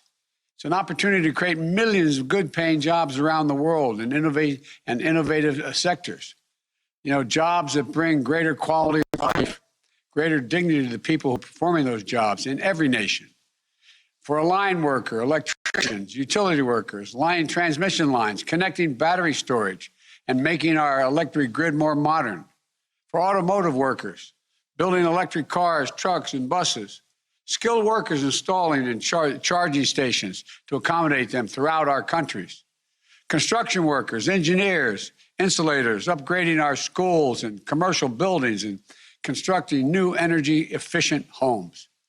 Manufacturing workers building nuclear and carbon capture technologies, solar panels and wind turbines. And people working in the fields that we haven't even conceived of yet, on farms and on factories and in laboratories and universities, with things we haven't even thought of so far. This challenge and these opportunities are going to be met by working people in every nation. And as we transition to a clean energy future, we must ensure that workers who have thrived in yesterday's and today's industries have as bright a tomorrow in the new industries, as well as in the places where they live, in the communities they have built. When we invest in climate resilience and infrastructure, we create opportunities for everyone. That's the heart of my jobs plan that I proposed here in the United States. It's how our nation intends to build an economy that gives everybody a fair shot. As you heard in the last session, it requires investing in innovation. That's why I've asked the Secretary of Energy, my Energy Secretary, Jennifer Granholm, who you saw earlier, to speed the development of critical technologies to tackle the climate crisis. No single technology is the answer on its own, because every sector requires innovation to meet this moment. You know, this critical effort is going to propel the most impactful breakthroughs at home and around the world and lower the cost of we're paying now for polluting the air so badly. We're going to move to net zero and a transition in all countries. And look, every country will need to invest in new clean energy technologies as we work forward and to deal with net zero emissions. I am also very proud to announce that the United States is again becoming a key leader in mission innovation. We helped launch the program during the Obama-Biden administration, a pact between the world's largest economies to ramp up investments in clean energy research and development. And today, America is once again stepping into the leadership role. We will be joining in a partner for the nations in efforts to decarbonize critical sectors across the board, including industrial sector, where we'll join with Sweden and India in leadership in the leadership group for industry transition. The power sector, where we'll work alongside of the United Kingdom to spread progress and speed it up toward a carbon-free power system, both here and around the world. And in agriculture, the agricultural sector, where we'll launch the Agriculture Innovation Mission for Climate with the United Arab Emirates and other partners. I'm very heartened by President Putin's call yesterday for the world to collaborate and advance carbon dioxide removal. And the United States looks forward to working with Russia and other countries in that endeavor. It has great promise. This is a moment for all of us to build better economies for our children, our grandchildren, and all of us to thrive in not just now, but beyond for the next generations. Nations that work together to invest in a cleaner economy will reap rewards for their citizens. The United States is committed. We are committed to making those investments to grow our economy here at home while connecting with markets around the world. For example, we're launching a new global partnership for climate smart infrastructure. This will create good paying jobs here in America by supporting development of new clean infrastructure in our partner countries. These are the sort of partnerships that are going to be good for all of us. And I think they'll have additional benefits just us working together. And today, I'm excited to welcome my counterparts in Spain, Nigeria, Vietnam, and Poland to share their thinking on how to realize the economic opportunities of the climate response. And we're going to be joined by labor and business community leaders from around the world to talk about what's happening in their communities around climate-related jobs. And I'm pleased to be joined by Secretary Buttigieg, Ambassador Tai, and National Climate Advisor Gina McCarthy, the chair of my National Climate Task Force. I look forward to our conversation and making more progress throughout the day. Thank you.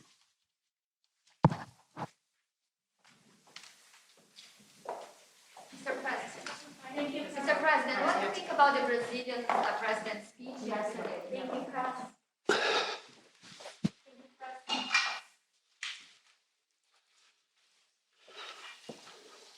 Okay.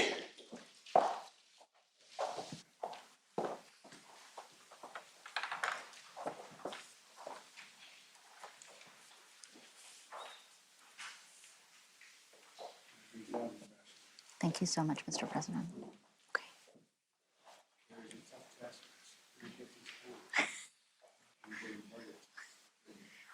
Understood.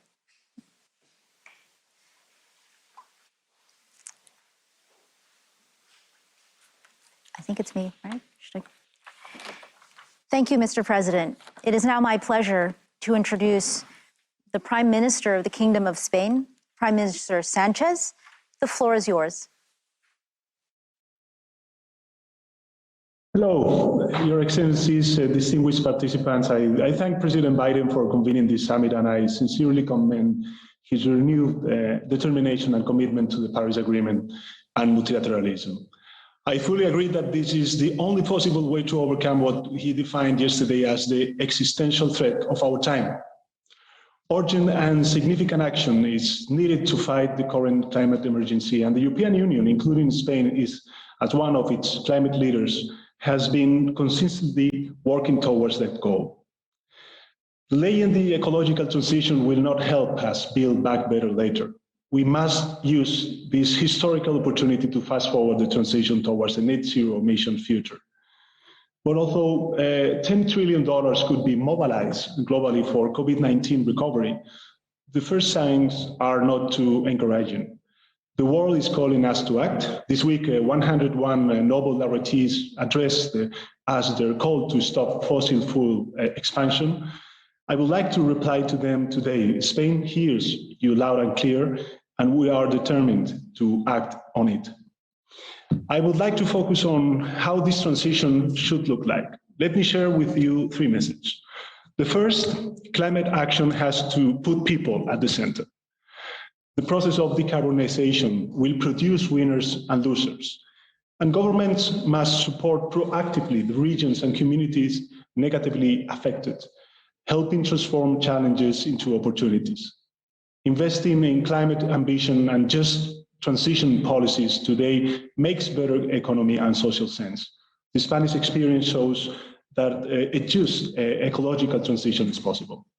Over the last 3 years, we have closed our mines and most of our coal power plants as part of our energy transition strategy. By 2022, we will have phased out 85% of the installed coal power generation capacity that existed in 2018.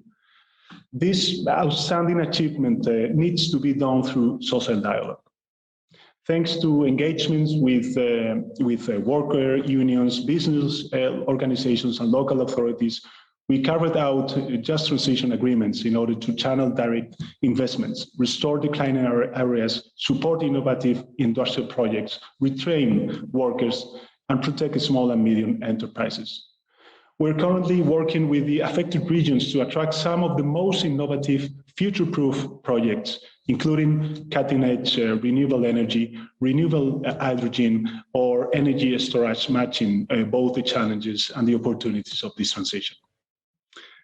The second message is that I firmly believe that the ecological transition offers extraordinary opportunities. Investing in energy transition technologies can create close to 3 times more jobs than the fossil fuels for each $1 million spent. In my country, Spain, the National Energy and Climate Plan estimates that more than 230 billion euros will be mobilized over the next decade. These private and public investments will create between 250,000 and 350,000 jobs, many of them in the manufacturing and construction sectors. Furthermore, our new COVID recovery plan will enable us to mobilize an unprecedented volume of money.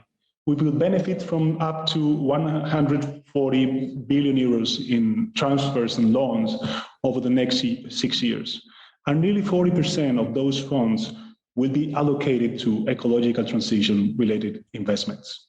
And finally, ambitious climate actions need to be anchored on a strong regulatory framework.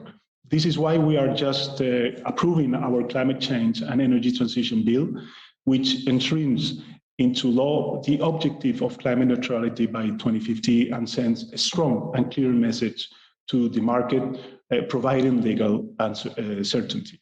Ladies and gentlemen, Spain has been leading by example. We have learned a lot in the process, and we are keen to share our experience because we know that addressing climate change is a global endeavor. We must act collectively, we must act now, and we must not leave anyone behind. I thank you. Thank you, Mr. Prime Minister, for sharing your work on advancing high-quality jobs within your decarbonization strategy. It is now my pleasure to introduce the President of the Federal Republic of Nigeria, President Buhari. Welcome. Thank you.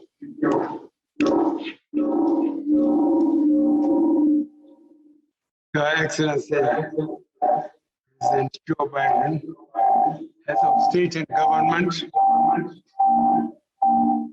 ladies and gentlemen, I would like to express my profound appreciation of the President of the United States, His Excellency Joe Biden, for convening this summit at a time the world is experiencing tremendous vulnerability from the coronavirus pandemic and climate change impacts, among several other global challenges.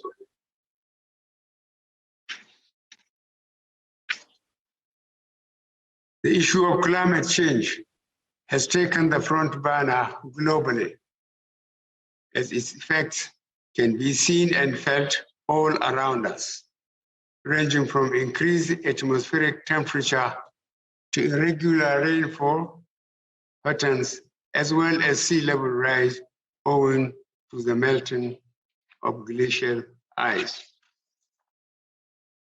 Nigeria commends the Biden administration for the positive decision of returning the United States to the Paris Agreement. In addition to bringing about abundant green economic opportunities to the United States economy, the move further complements the larger transition process of global economies to low carbon development pathways.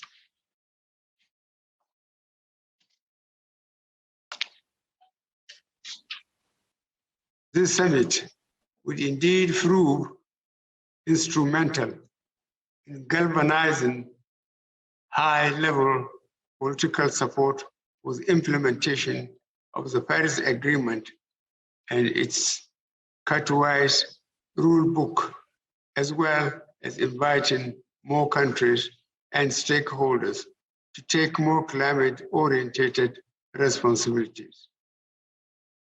As one of the most vulnerable nations, Nigeria is undertaking major environmentally sound and climate-friendly programs and treading the path of sustainability.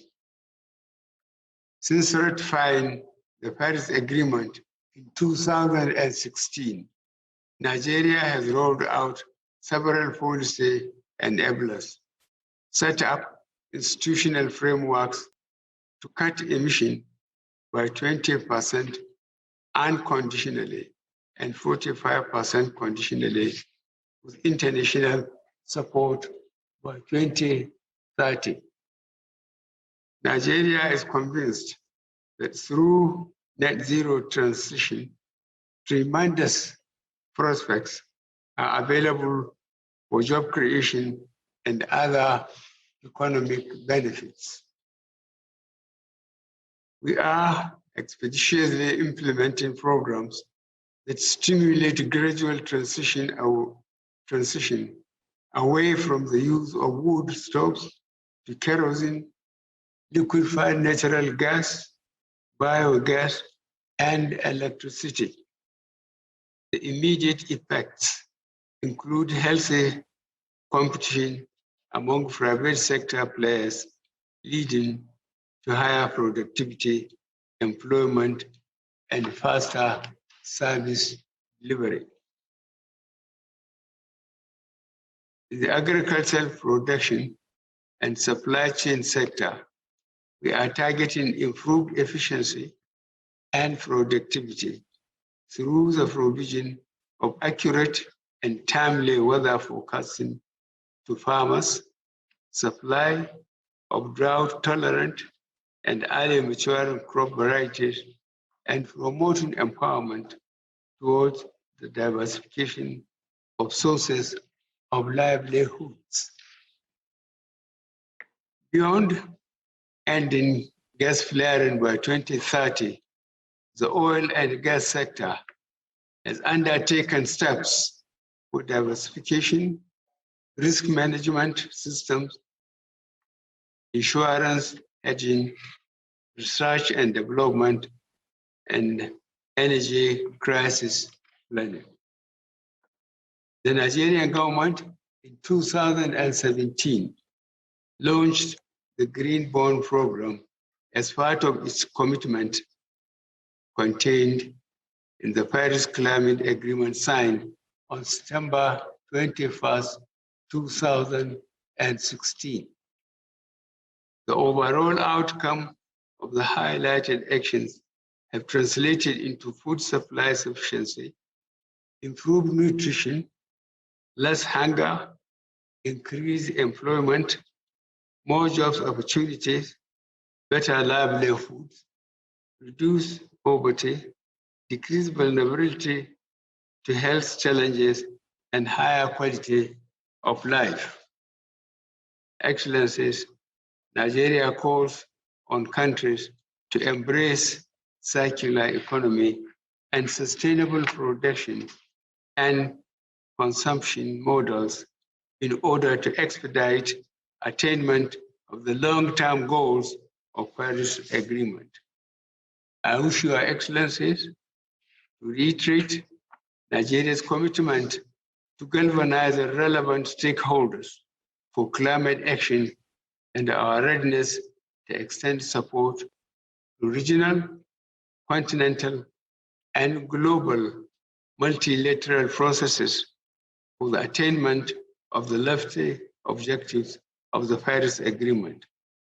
The fight to redress the impact is the responsibility of all. Thank you. Thank you, Mr. President, for highlighting the incorporation of green jobs into the recovery from the health and economic crisis in Nigeria. It is now my pleasure to introduce the President of the Socialist Republic of Vietnam. President Phuc, we look forward to your remarks.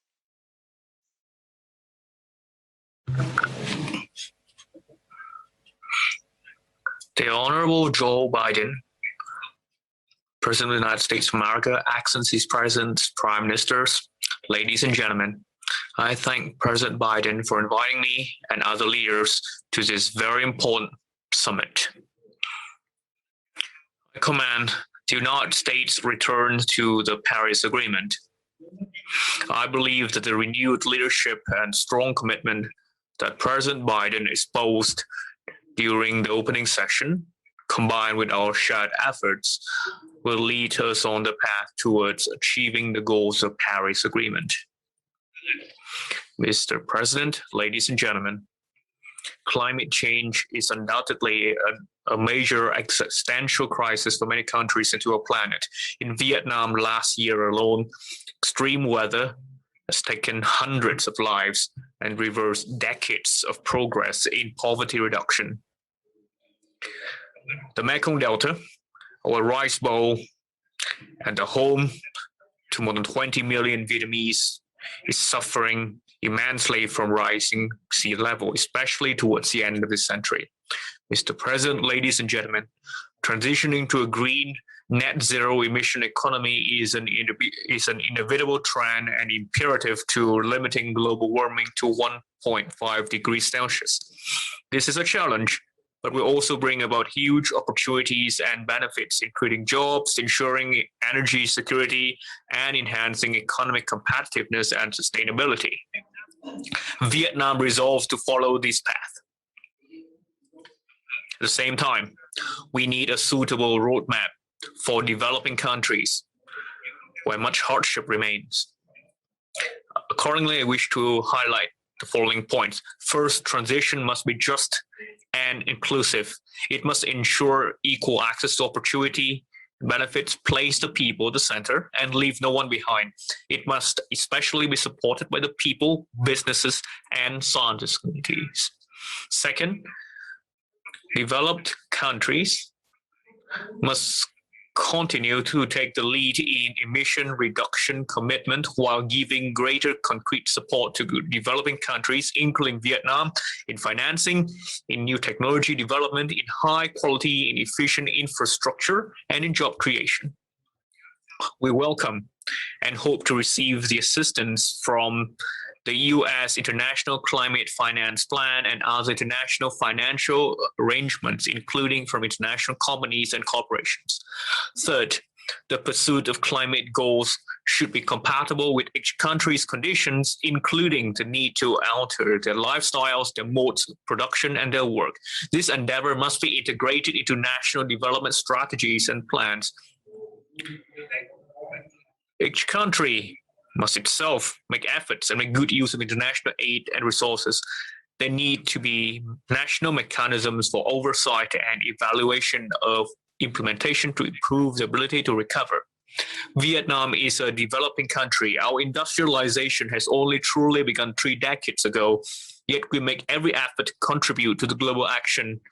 Vietnam has been quick to submit its NDCs to the United Nations and mainstream them into our domestic law for earnest enforcement. By 2030, we pledge to reduce emission by 9% with our domestic resources, or 27% if provided international support, bilaterally and multilaterally. We will greatly reduce coal-based power generation and increase the share of renewables in the total primary energy supply to 20% by 2030 and 30% by 2045. We will reduce greenhouse emission intensity per GDP by nearly 15% and methane emission from agricultural production by 10%. Earlier this month, Vietnam launched a program to plant 1 billion trees by 2025. This project alone is expected to absorb 2 to 3% of Vietnam's total emission by 2030. Mr. President, ladies and gentlemen, I'm confident that the challenges of climate change shall be drivers for solidarity and positive change as we move towards COP26 in the UK and contribute to a more sustainable future for generations to come. Thank you very much. Thank you, Mr. President, for sharing your thoughts on the intersection of renewable investments and job creation. It is now my pleasure to introduce the President of the Republic of Poland. President Duda, the floor is yours.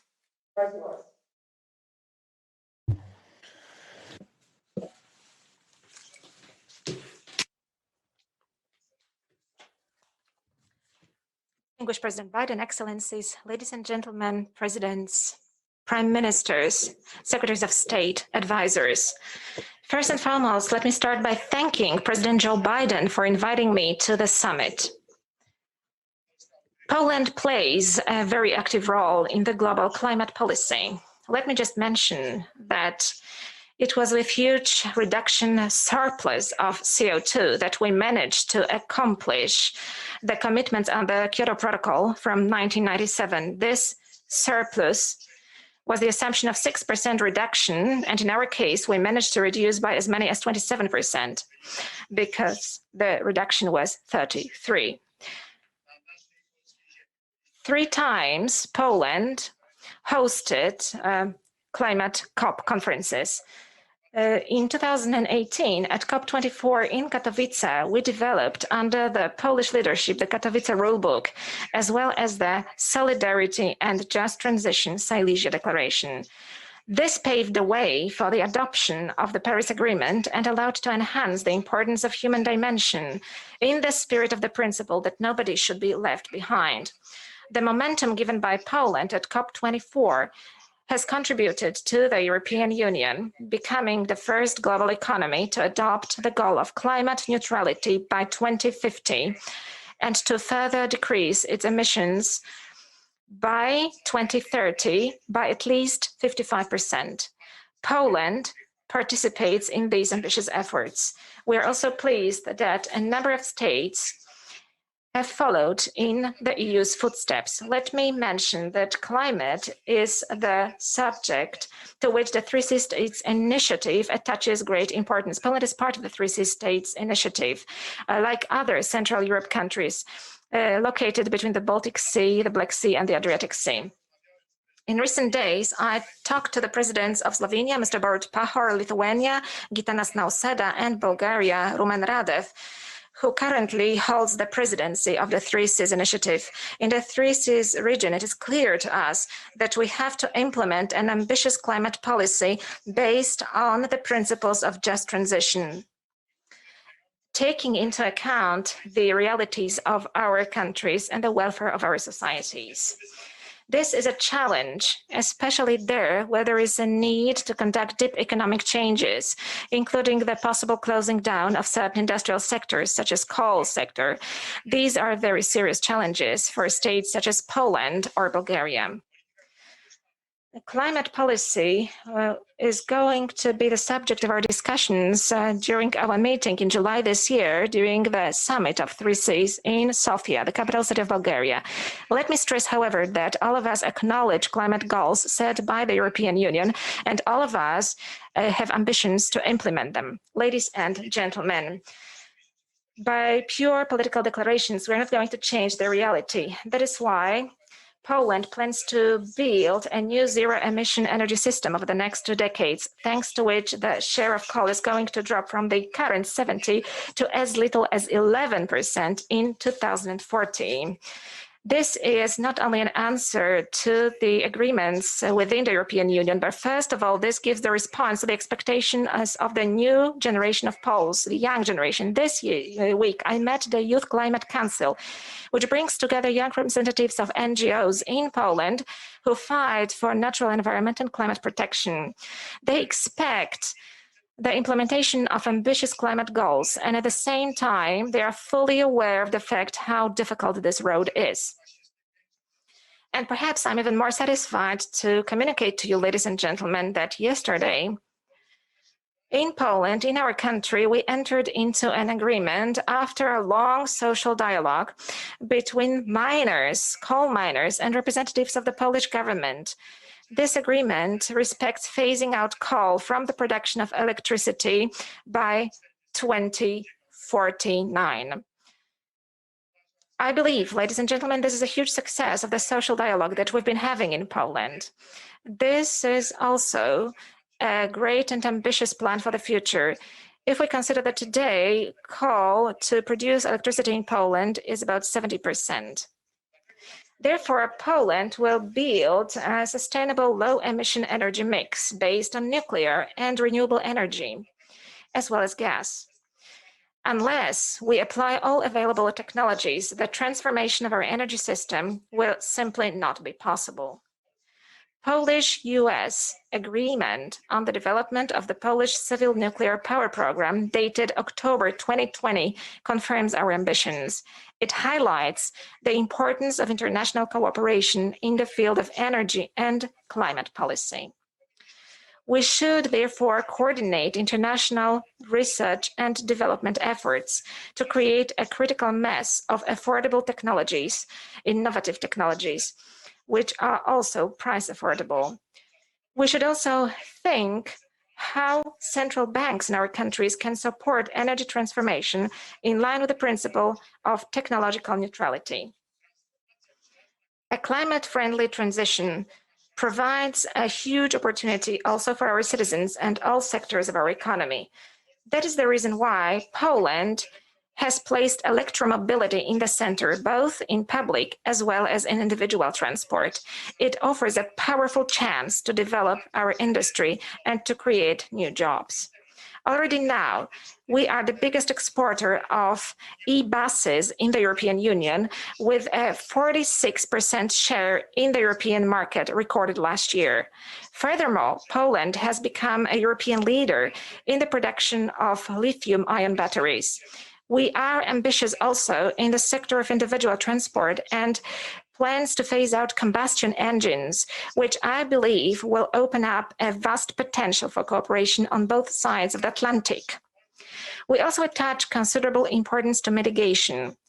Polish governmental agency State Forests has implemented a pilot program of forest sinks carbon farms. It is a system aimed at using forest resources to stimulate the absorption of CO2 from the atmosphere and to accumulate it within the forest ecosystem and in wood products. The concept of forest sinks carbon farms deserves, I believe, to be legitimized as part of international legal order. Ladies and gentlemen, the pandemic has brought the world to a halt for a moment. While getting back on the track of development, let's make sure that this is not the old track. Let us build a synergy between the following three conventions: Convention on Climate Change, on Biological Diversity, and to combat desertification. Let us use this opportunity to restore the world as a better, more just, more solidarity-based, and more sustainable place. I thank you. Thank you, Mr. President, for sharing the role of workers, in particular within your decarbonization strategy. I would now like to recognize my good friend and colleague, the United States Secretary of Transportation, Pete Buttigieg. Thank you. Thank you, President Biden, for your leadership on this defining issue of our time. Thank you, Ambassador Tai, for everything that you're doing in the U.S. and around the world. As we've just heard from these distinguished leaders, we are here to chart new paths forward to confront the climate crisis. Achieving our climate goals will create new jobs and harness the ingenuity of our industries and workers. In the U.S., the transportation sector is the biggest contributor to greenhouse gases, which means that this sector has the opportunity to be among the biggest parts of the solution to climate change. The race against climate change is not just a question of what will be lost if we fail. It is about what can be gained if we succeed. For nations that successfully transition to a cleaner economy, the result will be jobs and economic growth. We are certainly recognizing that potential in the United States. President Biden recently introduced the American Jobs Plan. It represents a once-in-a-generation opportunity to modernize our national infrastructure so that our economy and our climate can thrive. With its investments in electric vehicles, public transit, rail, road redesign for pedestrians, and sustainable, innovative materials, this plan will move us away from our over-reliance on fossil fuels and toward net zero carbon emissions. This plan is fundamentally an investment in our economy and our collective future. It will create millions of good jobs for the workers who will make our roads and bridges more resilient, lay new train lines, expand public transit, install electric vehicle chargers, and manufacture the vehicles that will depend on those chargers. And the majority of these new jobs will be available to workers without a degree. At least 40% of the benefits of the plan's climate investments will flow to underserved communities, which often bear the burden of transportation pollution and are at high risk of climate disruption. If our planetary warming exceeds 1.5 degrees Celsius, the impacts will be catastrophic for all of us. We still have an opportunity to prevent that if the depth of our commitment meets the urgency of this challenge before us. And that is why this gathering is so important. We are all in this together. Pursuing a net zero goal is not a zero-sum game. We all benefit if we succeed. If this pandemic has taught us anything, it's how interconnected we are and how capable we are of change. Successfully combating climate change and reaping the full economic benefits will depend not only on transportation, but on all sectors. Not only on creative ideas, but on workers literally building the future. Not only on the choices of any one nation, but on the contributions of countries all over the world. I thank President Biden and the leaders here today for meeting this moment with the urgency and courage required. Let us continue to chart this path together to the benefit of the many peoples we serve and the one climate we all share. I'm now pleased to introduce National Climate Advisor Gina McCarthy, who is helping to coordinate the all-of-society approach that you will hear about in this roundtable. Advisor. Thank you for the introduction, Secretary Buttigieg, and for all of the work that you're doing. And I'm excited to have a chance to help moderate an outstanding panel of entrepreneurs and business people. So I'll keep my remarks short so we can dive right in. From the start, one of the guiding stars of our whole-of-government approach to climate action has been how we make the most of the opportunities that combating climate change actually presents to all of us. So as we work to develop our nationally determined contribution, one of the most important things was understanding how it positioned our workers and our industries to tackle the climate crisis. President Biden has always believed that tackling the climate crisis presents an incredible economic opportunity. And the fact is that creating jobs and tackling climate change actually can go hand in hand, and it must. And that's why I'm so pleased to be talking to this group today, because more than anyone else, you understand the opportunities we have to create good-paying union jobs, to improve public health, to keep our communities safe, and to advance the issue that is so important to all of us, the issue of environmental justice. And you're showing that the opportunity is already here, and it's only going to grow alongside our ambition, so long as we invest in our infrastructure, in innovation, in our workers, and in our communities. And I'm excited to hear how you are already unlocking those opportunities. So let's dive right in to the conversation. So first, let me start with Sharon Burrow, the General Secretary of the International Trade Union Confederation. Sharon, you have a long history of advocating for workers around the world and have led the International Trade Union Confederation for over a decade. As the global voice for the world's working people, with over 200 million members in 163 countries, can you please share with us your vision for what ambitious climate action means for our global workforce? Thank you, and it's a pleasure to be with you. Let me congratulate President Biden for the leadership on climate. We really appreciate his commitment, not just to reduce emissions, which is vital, but to meet the climate challenge with jobs, climate-friendly jobs. This is central for a just recovery for the US, but also the foundation of a new social contract for working people and their families everywhere. Jobs, good jobs, union jobs with human and labour rights and living wages, with the freedom to organise and bargain collectively, with social protection to support people in times of crisis. That's at the heart of a just transition. To stabilise the planet with net zero economies by 2050, we all know we have to get at least half of the job done by 2030. but it cannot repeat past transitions that have left workers and their communities stranded. The labour movement fought for and won global rules for just transition, first in the ILO and then in the Paris Agreement. These mean that workers and their unions must be at the table as we plan the transition. And we know this means for every sector. The foundation is clean energy, but all technologies must be deployed in manufacturing, transport, agriculture, construction, services, and of course their supply chains. We know our cities are a vital part of the equation, and you have so many great mayors because they accept responsibility for 40% of emissions, and that the demand and supply relationships from those cities can generate sustainable production and services to fuel community renewal with decent work in rural communities in our own countries.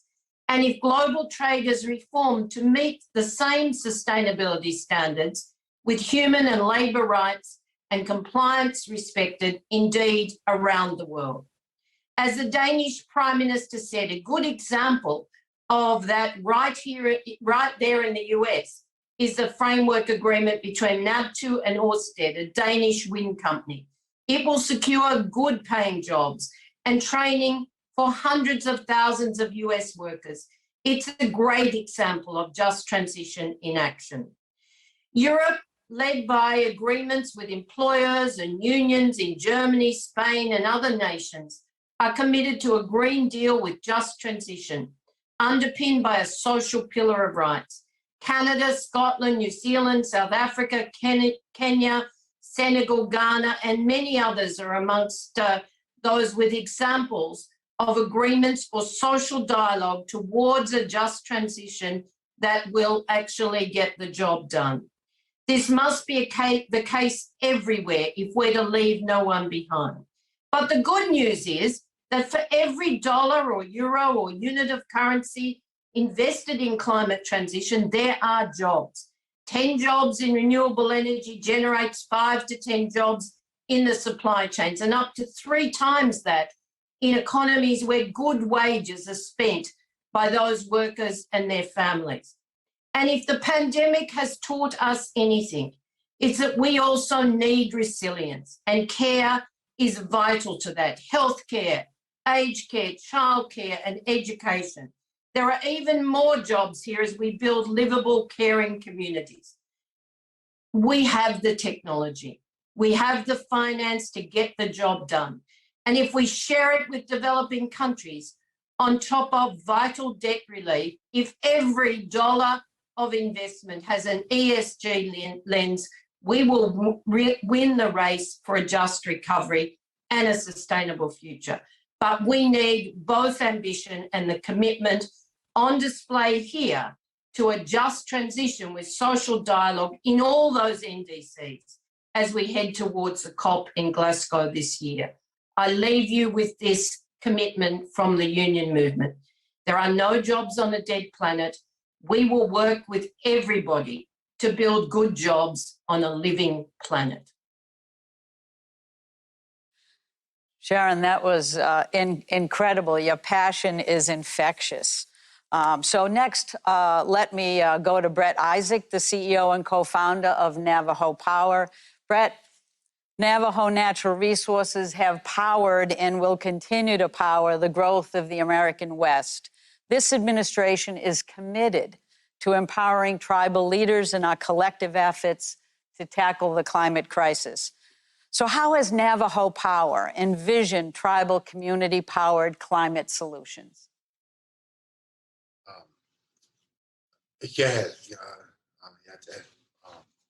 Tribal nations have been at the epicenter of energy impact and want to continue being the driver of that effort through the cultivation of clean energy assets.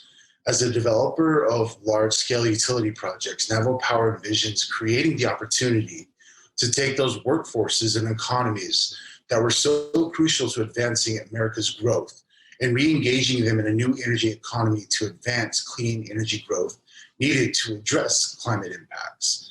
We're excited to see President Biden's vision and engaging our communities in creating real, tangible solutions to address the climate crisis. The notion that this transition must be equitable to those communities who will be on the edge of this work is a large step forward to acknowledging the foundation of this movement must begin with collaboration. Tribal nations believe that, our role in this is to help accelerate, the advancement of preservation of our culture, of our resources, and of our Mother Earth.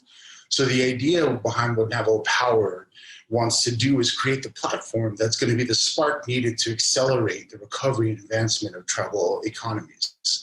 There's a lot of workforces that were built on, the previous energy economies that need this movement in order to advance and usher in a new era of energy usage and energy, resiliency. And we believe that, Navajo Power itself can play a role in creating that landing spot for job growth, for economic growth, for communities to thrive under these conditions that we're looking to create with the development of large-scale solar, wind, storage, and all the other technologies that are yet to be developed that we need in order to get to a place where we feel like our environment is protected and preserved. And so, from what we see as an important step, we thank President Biden for kind of convening this conversation because it's much overdue, but it's much needed in order for us to advance going forward. So I'm very proud that, to be here to talk about what we're doing, but also very proud to get to work under this administration's initiatives. Thank you. Thanks, Brett. And I know that tribal voices remain so important to us if we want to hope to lift all communities and all nations. So thank you very much for those words. Now I'm excited to hear from Nutabi Sangmusia, the CEO of Easy Solar. Great name, by the way, Easy Solar. Nutabi, the African continent currently faces a significant challenge. You have 600 million people without access to a formal grid. It also has a young and growing population. So what role can renewable energy play in accelerating both access to energy and economic livelihoods in Africa so we can ensure that no one is left behind?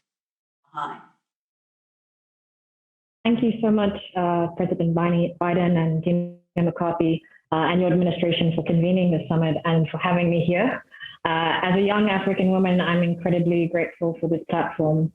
It's a unique moment in our human story, and I want to start by taking a moment to acknowledge where we find ourselves in history. Up until recent times, when any continent has attempted to bring people into the modern economy, we've done so without concern for the planet and its limits. But here today in sub-Saharan Africa, where 75% of the world's off-grid population lives, we're being asked not to copy and paste the formula that has proven effective time and time again at industrializing and modernizing human life. We have to raise people out of poverty. We have to give people dignified work that reduces inequality, all the while not just looking at the economics, but also being conscious of the climate at the same time. Now, this may sound like an unfair conundrum, and at times I lament at the injustice of having to rise above a problem we did not create.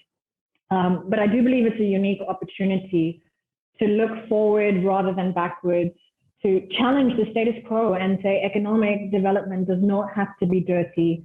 Progress does not have to be recklessly unjust, that we as Africans can learn from the past while acknowledging what we have at our disposal in the present. I'm speaking to you here from Freetown in Sierra Leone.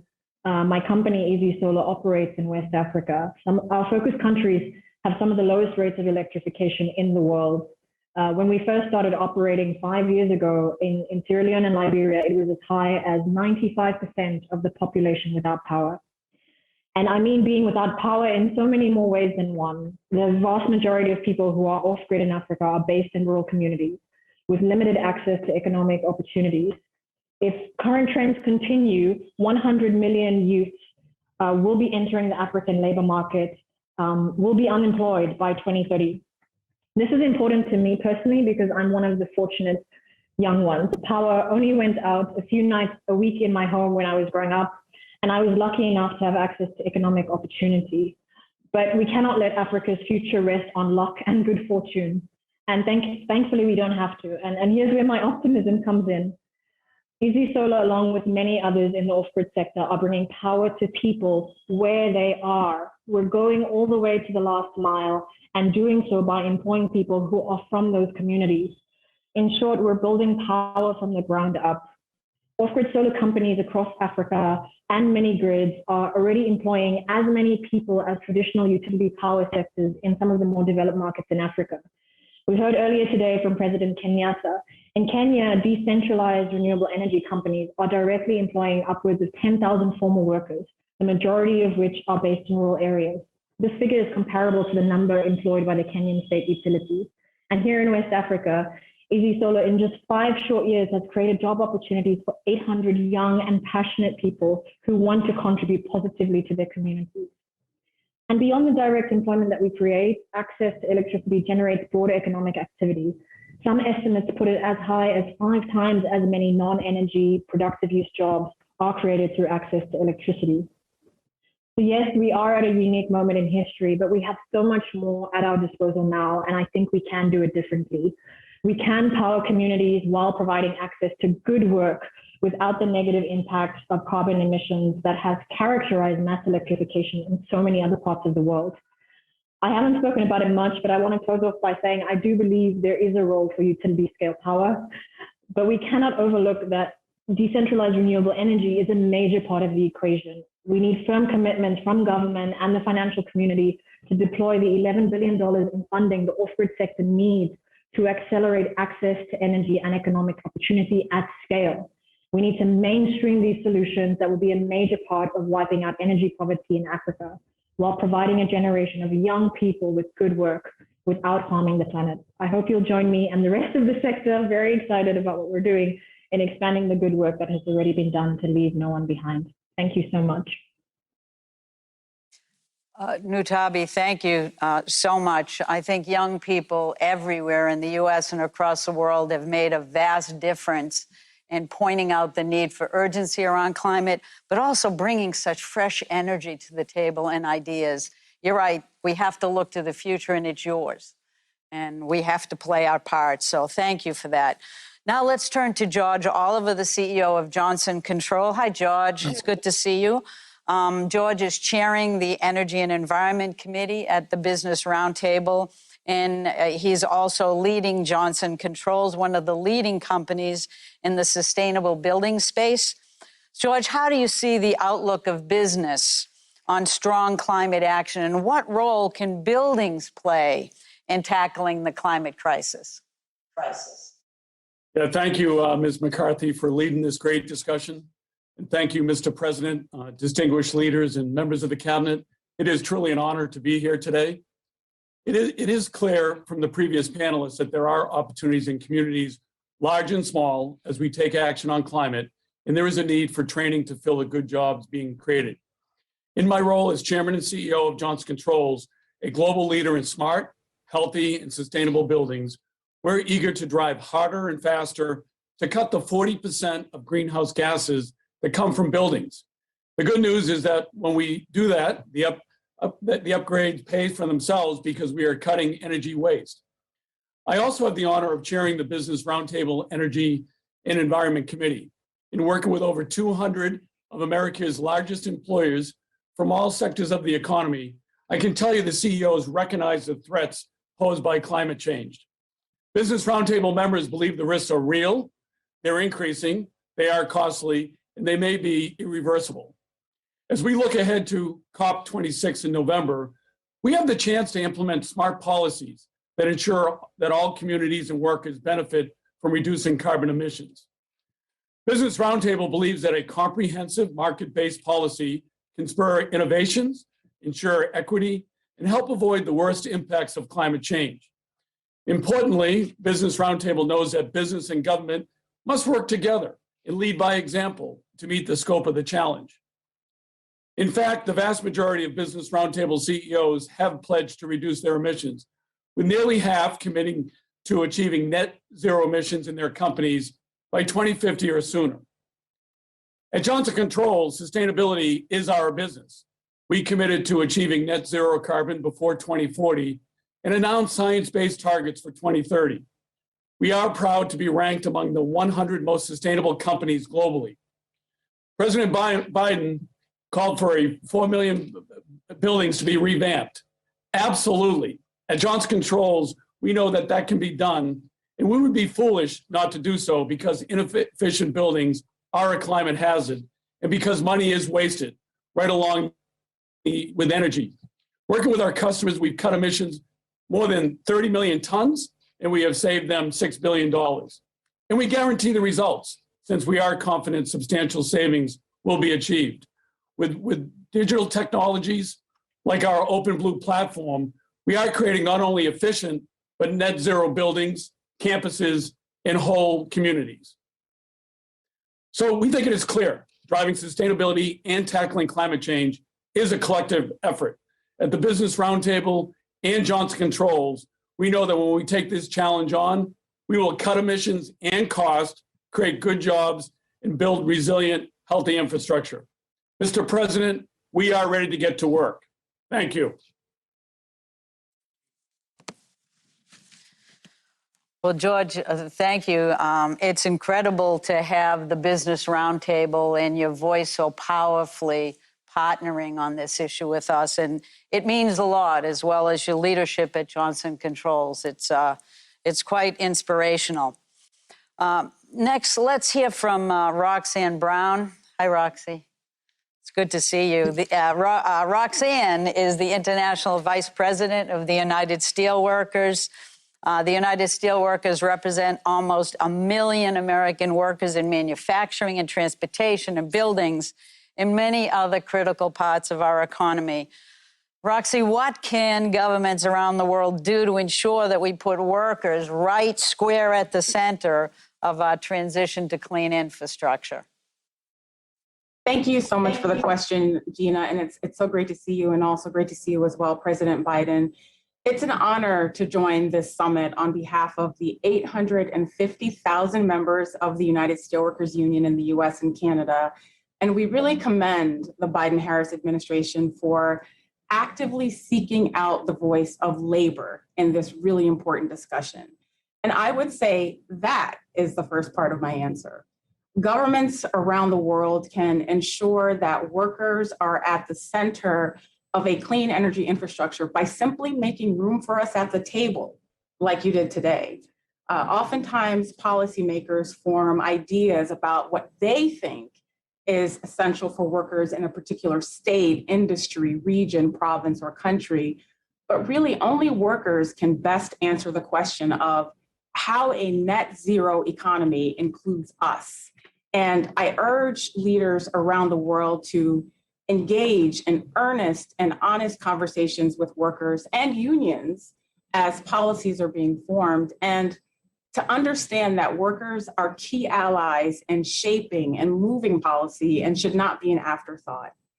In your question, Gina, you mentioned the various sectors USW members are employed in, from the steel plate our members at Cleveland Cliffs in Gary, Indiana make, to the fiber optic cables our members at Corning in Wilmington, North Carolina make, to the Proterra electric buses our members in Los Angeles, California make, to the water system distribution services our members at American Water and Kokomo, Indiana provide, to the copper our members at Rio Tinto and Magna, Utah mine. USW members literally supply America every day with the components, energy, critical materials, and services for our nation's physical and social infrastructure. And we recently kicked off a campaign called We Supply America to highlight the important role our members play. They're proud to do this work. Their families depend on the good, family-sustaining union wages and benefits attached to these jobs.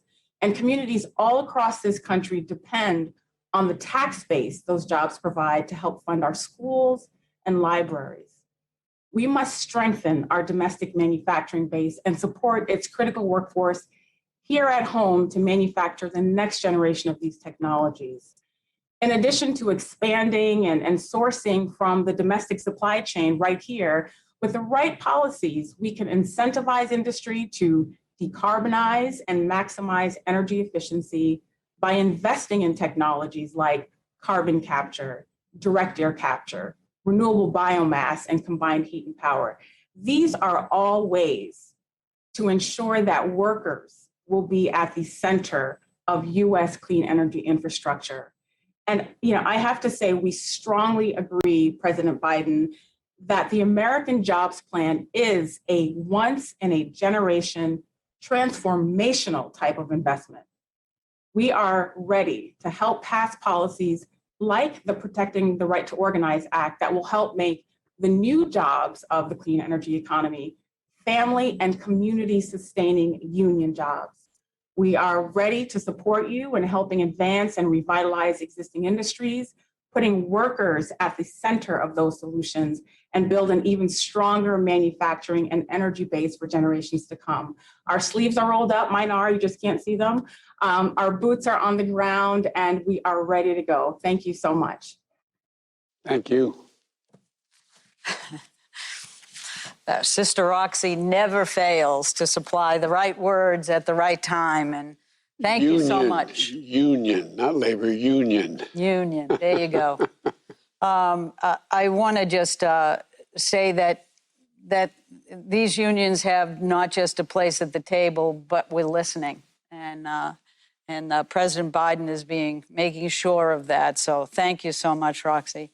Let's turn now to Erica Mackey, the CEO of Grid Alternatives. Erica, I had the privilege of attending 2 Grid Alternative solar installations. In fact, you had me on the roof on both of those occasions.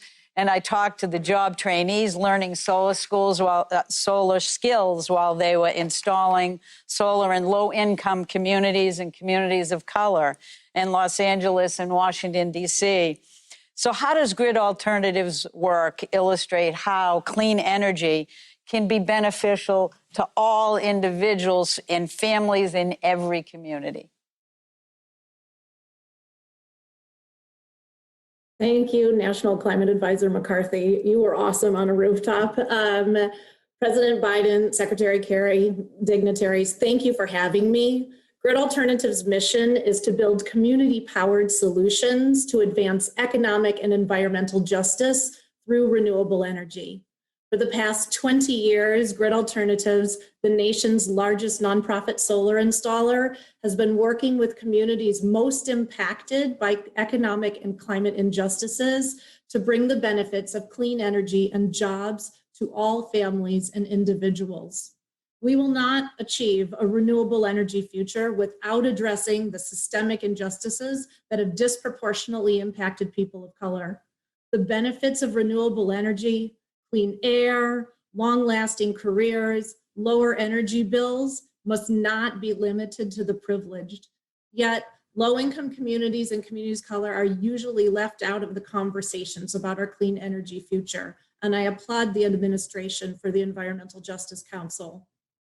Grid Alternatives works coast to coast to push for policies that make solar energy and cutting-edge clean technologies available to everyone. By creating strong policy solutions that center the leadership of economic and environmental justice communities, we can ensure everyone benefits now and for generations to come. Clean energy can be transformative for the people, the planet, and the economy. A growing solar energy industry needs skilled workers at all levels. Solar jobs are meaningful and pay well. With Grid Alternatives hands-on training, individuals learn solar skills while participating in real-world solar installations. We make training opportunities accessible to groups that are traditionally underrepresented in solar, including women, people of color, those impacted by the criminal justice system. Our graduates jumpstart lifelong careers, connecting with employers or starting their own successful business ventures. Clean energy, together with energy storage, electrification, and other technologies, is necessary for both climate mitigation and climate adaptation. While replacing polluting energy sources, clean energy investments also benefit health. Clean energy makes us more resilient to the increasingly common disasters brought on by the climate crisis. Families depend on electricity for medical equipment and food. When the power goes out, local solar and storage can save lives. Families harmed most by fossil fuel pollution and climate destruction also pay more of their incomes for the very energy systems causing those harms, another source of economic instability. Those most impacted by fossil fuel pollution, climate-induced disasters, and burdensome energy costs must be first from climate solutions. They must benefit first, not as an afterthought. Energy agency and ownership must and can be put in the hands of communities through clean energy transition. We need to include everyone in climate solutions. We need climate justice. Grid Alternatives envisions a rapid, equitable transition to a world powered by renewable energy that benefits everyone. Our experience on the ground shows that this critical opportunity is possible with collective effort. Done a good job. Erica, thank you very much. I know Grid Alternatives always reminds us that clean energy is not a luxury for a few, it's a necessity for all of us, and thank you for advancing that. Now let's hear from Jack Allen, the CEO of Proterra, who I'm sure the president remembers was gracious enough to virtually host him just a few days ago. Jack, Proterra manufactures half of the U.S. electric bus market, which is pretty amazing. And as you know, funding for electric school buses is a priority in the American Jobs Plan. You know, electrifying our bus fleet is good for the planet, good for community health, and good for jobs. So what role do you see the federal government playing in spurring the demand for zero-emission electric vehicles, including school buses? Before you talk, Jack, I want to thank you for spending some time with me. And I told you I used to drive a school bus. So I want to drive one of your electric school buses, okay? I got a license. I used to have my, anyway, okay? That would be just great, Mr. President. And thank you, National Climate Advisor McCarthy. And of course, Mr. President, from all of us at Proterra, having the opportunity to be with you twice in 1 week is quite incredible. So thank you all very much. And Proterra is grateful for the government's longstanding support of electric transit buses and zero-emission transportation. We delivered our first electric transit bus over a decade ago to Foothill Transit with the support of funding from the 2009 Recovery Act. So building on these early deployments, the federal government increased support for zero-emission electric transportation through programs like the Federal Transit Administration's Low and No Emission Vehicle Program. The LONO provides funding to state and local governments to acquire zero-emission transit buses and has been responsible for funding hundreds of electric transit buses across the nation from Juneau, Alaska to Miami, Florida. You know, it really wasn't that long ago that the questions many were asking was whether the transit market would even move towards electrification. Well, that question's been answered. Thanks to the help of the federal government, this transition is well underway. Since Proterra's initial development over a decade ago, we've sold more than 1,000 electric transit buses. So where do we go now? Well, there's an opportunity for the federal government to go even further by spurring increased demand for commercial electric vehicles, for infrastructure, and to deepen the supply base in the United States. School buses, as you mentioned, you know, they're a great example and one of the most exciting applications for electric vehicle technology. Switching to electric school buses means cleaner air for our children and our grandchildren to breathe and a healthier planet for them to enjoy. Yet today, unlike transit buses, school buses do not receive the same level of federal funding for electrification. So federal programs like LONO can help serve as a roadmap to accelerate the electrification of other commercial vehicles, such as electric school buses and delivery vehicles. One of the lessons that we've learned over a decade of delivering electric buses is the critical role that charging and infrastructure plays in electrification. Our customers have told us they would like to go faster towards electrification, but charging remains a barrier to EV adoption. Now, private enterprises had to solve this challenge, and we will, but it is well worthy of strong support from the federal government to prepare the nation for our clean transportation future.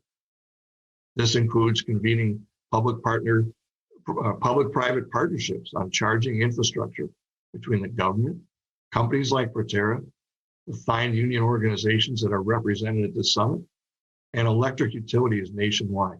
Collectively, we can do this. Electric vehicle technology is an opportunity for the United States to be at the leading edge of the innovations that will create good American jobs, will modernize our nation's infrastructure, and help to build a more just and resilient economy.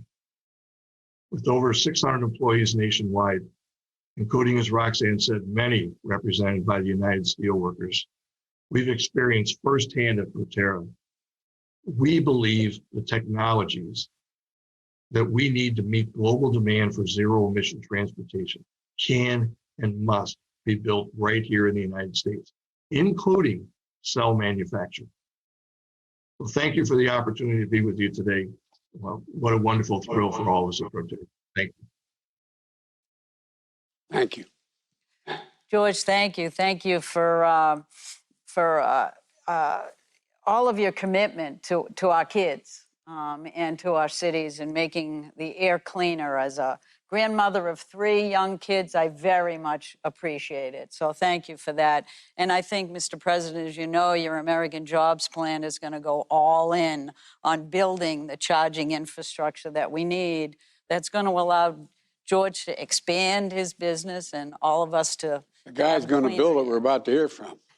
All right, let's move on because I'll tell you that we want to talk to Lonnie Stevenson right now. Lonnie is the president of the International Brotherhood of Electric Workers, and he is last but certainly not least because he's a major player in looking at how we can actually build his union. With almost 800,000 skilled members across the wide variety of fields. They will build our country moving forward as well. Lonnie, what do energy workers need to see in order to feel really confident that they will not be left behind in a transition to cleaner power generation? Well, thank you, Advisor McCarthy, and thank you, Mr. President. And thank you for your invitation, and thank you for hosting this event today. This is such a critical question.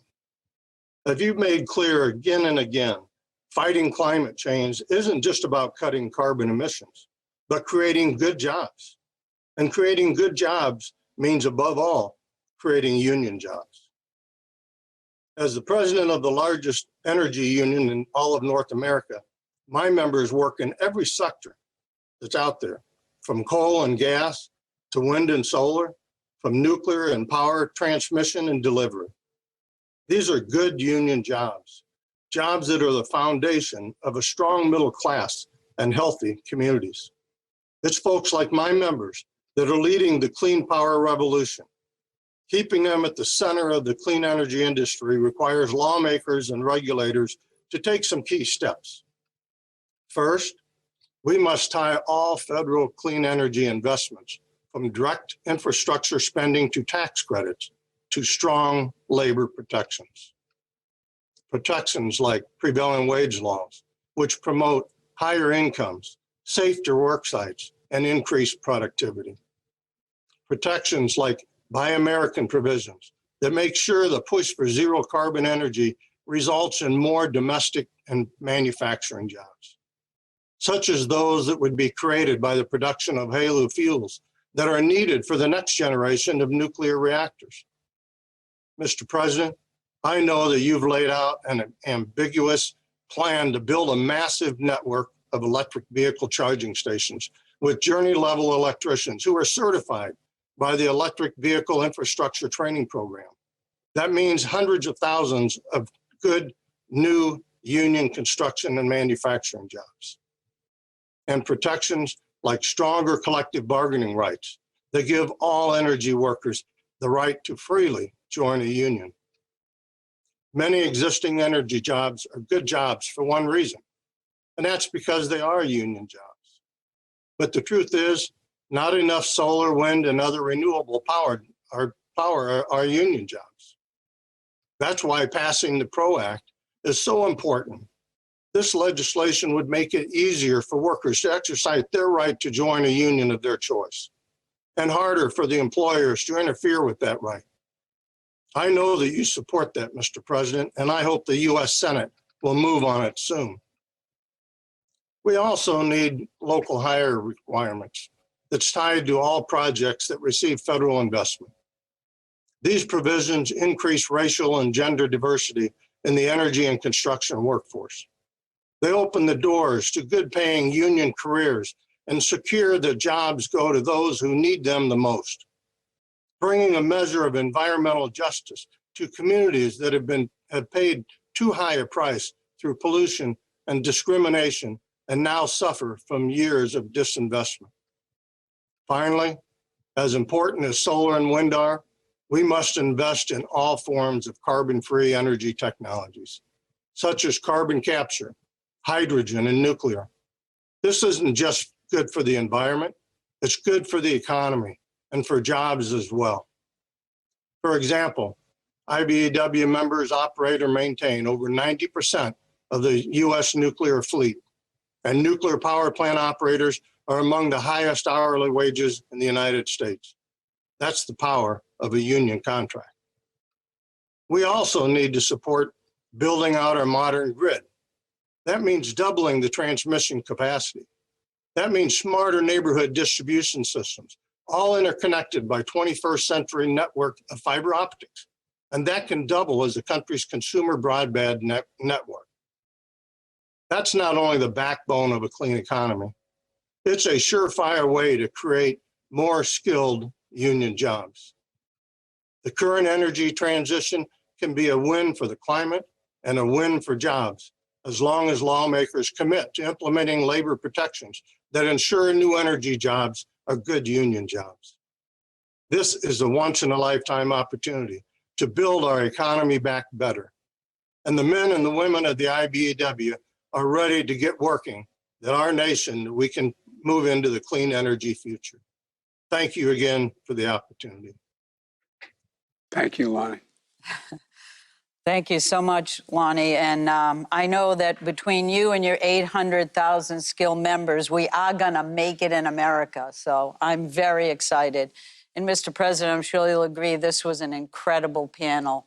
And I want to thank everybody for your passion, your inspiration, and your willingness to tell us that the future is ours if we want to grab it. And we are going to do just that. So let me turn it over now to Ambassador Tai. And again, thank you for everyone for your terrific words. Well, thank you so much. I would like to thank President Biden, Prime Minister Sanchez, President Buhari, President Fook, President Duda, my colleagues here, Secretary Buttigieg, Advisor McCarthy, and all of our panelists today for the thoughtful and inspiring program that we've just been a part of. This week's summit underscores the reality that our time to tackle the climate crisis is now. Today's speakers have shown that taking meaningful steps to combat climate change can be a powerful driver of economic opportunity, good-paying jobs, and positive global competition. As the United States Trade Representative, my work lies at the intersection of domestic and international economic policy. I know that care and maintenance of our planet's environmental conditions are critical to our economic viability and our potential for shared prosperity. As we say, necessity is the mother of invention. The need to act on climate requires significant change, and it is already sparking innovation and opportunity. We can build on these beginnings towards a future that is cleaner and brighter, with new market opportunities and high-paying, quality jobs. And we must do so in a way that advances equity for underserved and marginalized communities. As countries around the world determine their domestic measures for decarbonization, environmental conservation, and clean energy, trade policy can be a powerful tool to create the incentives for positive competition and a race to the top in realizing our collective prosperity. Historic approaches and new initiatives, like those discussed today, and the proposals included in the American Jobs Plan, the Empowering People Clean Energy Initiative, and plans for zero emissions transportation and transshipment, all of these clearly demonstrate that innovative and dynamic solutions are within our reach. Most importantly, today's discussion offers us hope, ideas, and an invitation to join forces to do our part, realize the goal of transitioning to net zero by 2050 in order to preserve and protect our planet and create economic opportunities for our children and their children. Now it is my pleasure to turn to Special Envoy Kerry for some final thoughts. Before you go, John, can I add one thing to this panel, if I may? You know, every once in a while, you are confronted as a government official, a business leader, a labor leader, with a real problem. And it doesn't take you long to figure out how to turn it into an opportunity. One thing, John, everybody talked about today was, is there anything else you could think of that could create as many good jobs going in the middle of the 21st century? I mean, think about it. What else could there be that would have the opportunity to create so many jobs while doing so much good? Every single one of you, the business leaders, labor leaders, foreign leaders, foreign leaders, leaders of the other parts of the world, every one of you, you talked about this in terms of jobs. It's astounding. And I think this is part of that sort of fourth industrial revolution here. This is an opportunity to, in the process this time of doing the right thing and creating jobs, of actually bringing our countries closer together. Because it is in our interest, just like, excuse the colloquial reference, but my mother would always say when something very bad would happen in our family, out of everything bad, Joe, something good will come if you look hard enough for it. Well, we're seeing that with the god-awful crisis where we lost millions of people to COVID-19. You see the collaboration we never had before, that I haven't. I've been doing this a long, long time. And it makes us realize that you can't build a wall high enough to be able to keep out whatever that next virus is. You have to take care of the virus where it originates, no matter how small the country, no matter how wealthy, no matter how poor it is. And I know that's why, for example, we're working like the devil to get to a point where we can export vaccines. But think of this as well. Every one of you, the last 2 days, have talked about the need for us to collaborate. I found it fascinating that, and I happen to agree with him, that, you know, President Putin and I have our disagreements, but he's talking about how you capture carbon from space. John, you and I have talked about that. The whole notion that it makes overwhelming sense, as much as the president of Russia and I disagree, that two big nations can cooperate to get something done, and this time get something done that benefits everybody. It's not like we're arguing whether or not one nation is going to be better benefited or worse impacted by what we do. And so I just think that if we can keep the focus on the jobs we're going to create, the economic opportunity, the growth, and in my country at least, on union jobs, to provide the ability to raise the economy, raise the GDP, raise every part of who we are. I think this is just an incredible opportunity. Incredible opportunity. I've been working with the Business Roundtable, which is, the idea of the Business Roundtable and the AFL-CIO working together when I came to politics years ago was non-existent almost. But we see the opportunities. I hope we don't lose focus here, lose the sense of how much we can do together by helping ourselves. We're helping ourselves, we're helping others in this endeavor. It really is important. And I just want to say one thing to Bert of the Navajo Nation. Let my wife come home. She likes the Navajo Nation too much. She keeps being out there. She's out there for 2 days. She was out there before. I don't know. You know what I mean? I called her. I said, where are you? She said, oh, I'm staying another day. So, let her come home, okay? I don't want her, that's too far for me to commute. I shouldn't be so.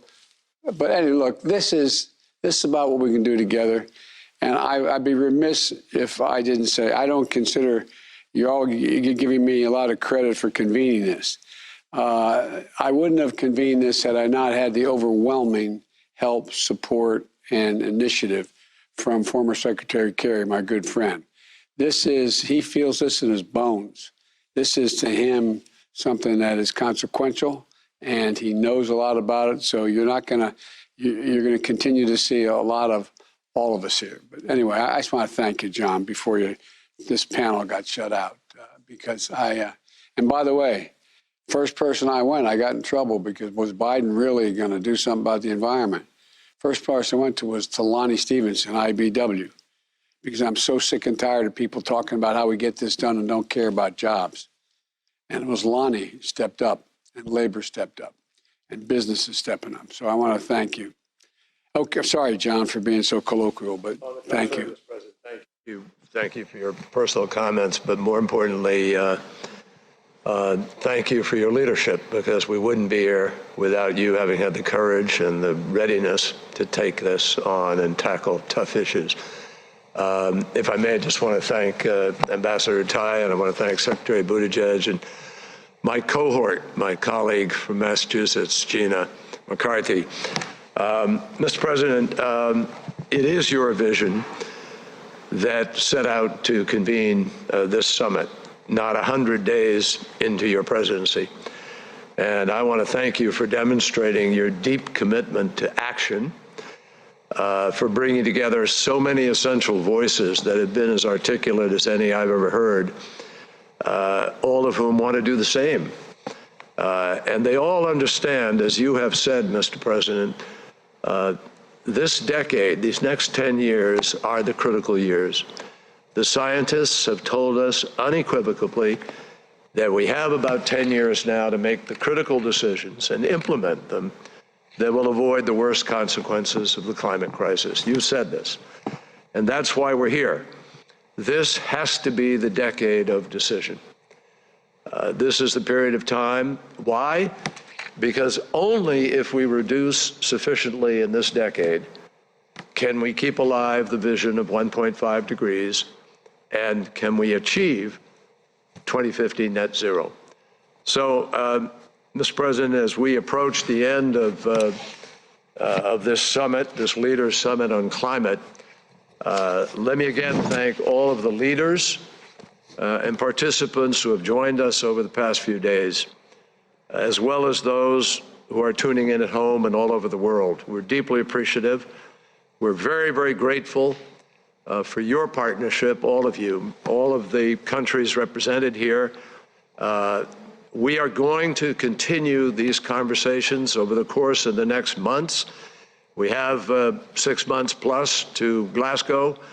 And as President Biden has said, and I can affirm again and again, and many of you have said to me, Glasgow is the last best hope we have to galvanize the world to move in this direction and get the job done.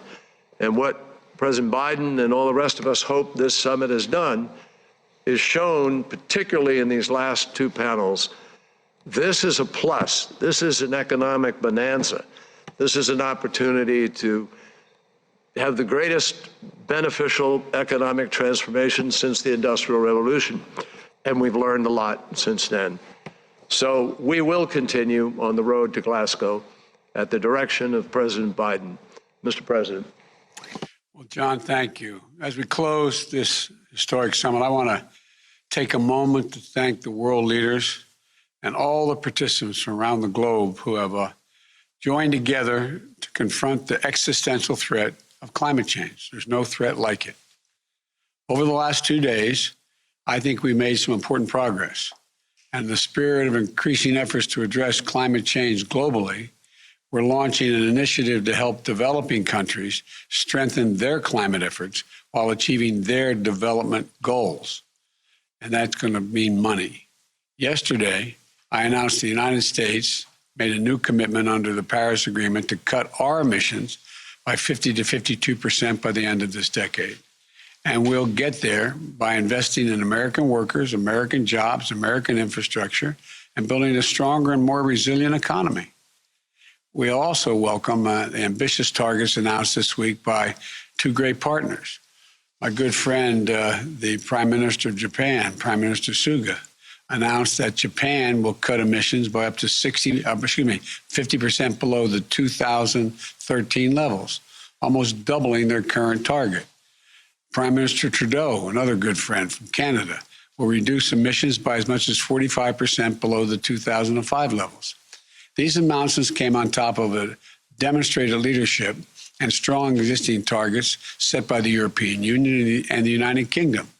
And together, these commitments mean that half of the world's economy is now committed to pace the action that we need, at a pace we need, to limit warming to 1.5 degrees, an amount beyond which scientists tell us, have said 1,000 times, all of us could be at a point of no return.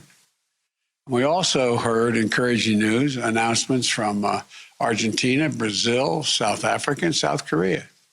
And I'm looking forward to working with India's Prime Minister Modi in a new partnership to achieve our climate and energy goals, making this a core pillar of our bilateral cooperation.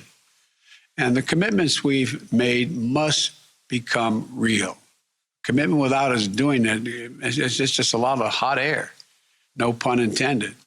You know, we must implement these commitments, accelerate them, and innovate and invest in order to reach them.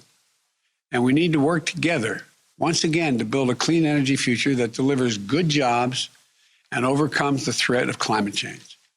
Investing in innovation and in our people, raising our ambitions, ensuring every nation does its part. And we'll meet again in Glasgow in November for the UN Climate Conference. I believe we're going to meet those moments. I think we're going to meet the moment that we've all been talking about, to make this commitment and to keep the commitment. It's an economic imperative. I think it's a moral imperative to future generations. Here in America, there's never been a challenge we couldn't meet if we put our minds to it and did it together. I hope your countries feel the same way. I know we can do this. I know we can do this. Thank you for your commitment. Thank you for joining the summit. And thank you for stepping up to confront this crisis before it's too late. I know we can seize the opportunities of a cleaner, stronger, and more resilient economy and deliver the benefits to people in each of our nations. So I look forward to working alongside you to confront the climate crisis, to build a better world for all of our children and grandchildren. We're going to do this together. Thank you all, and may God bless you, and let's get to work. Thanks again. Thanks, everybody.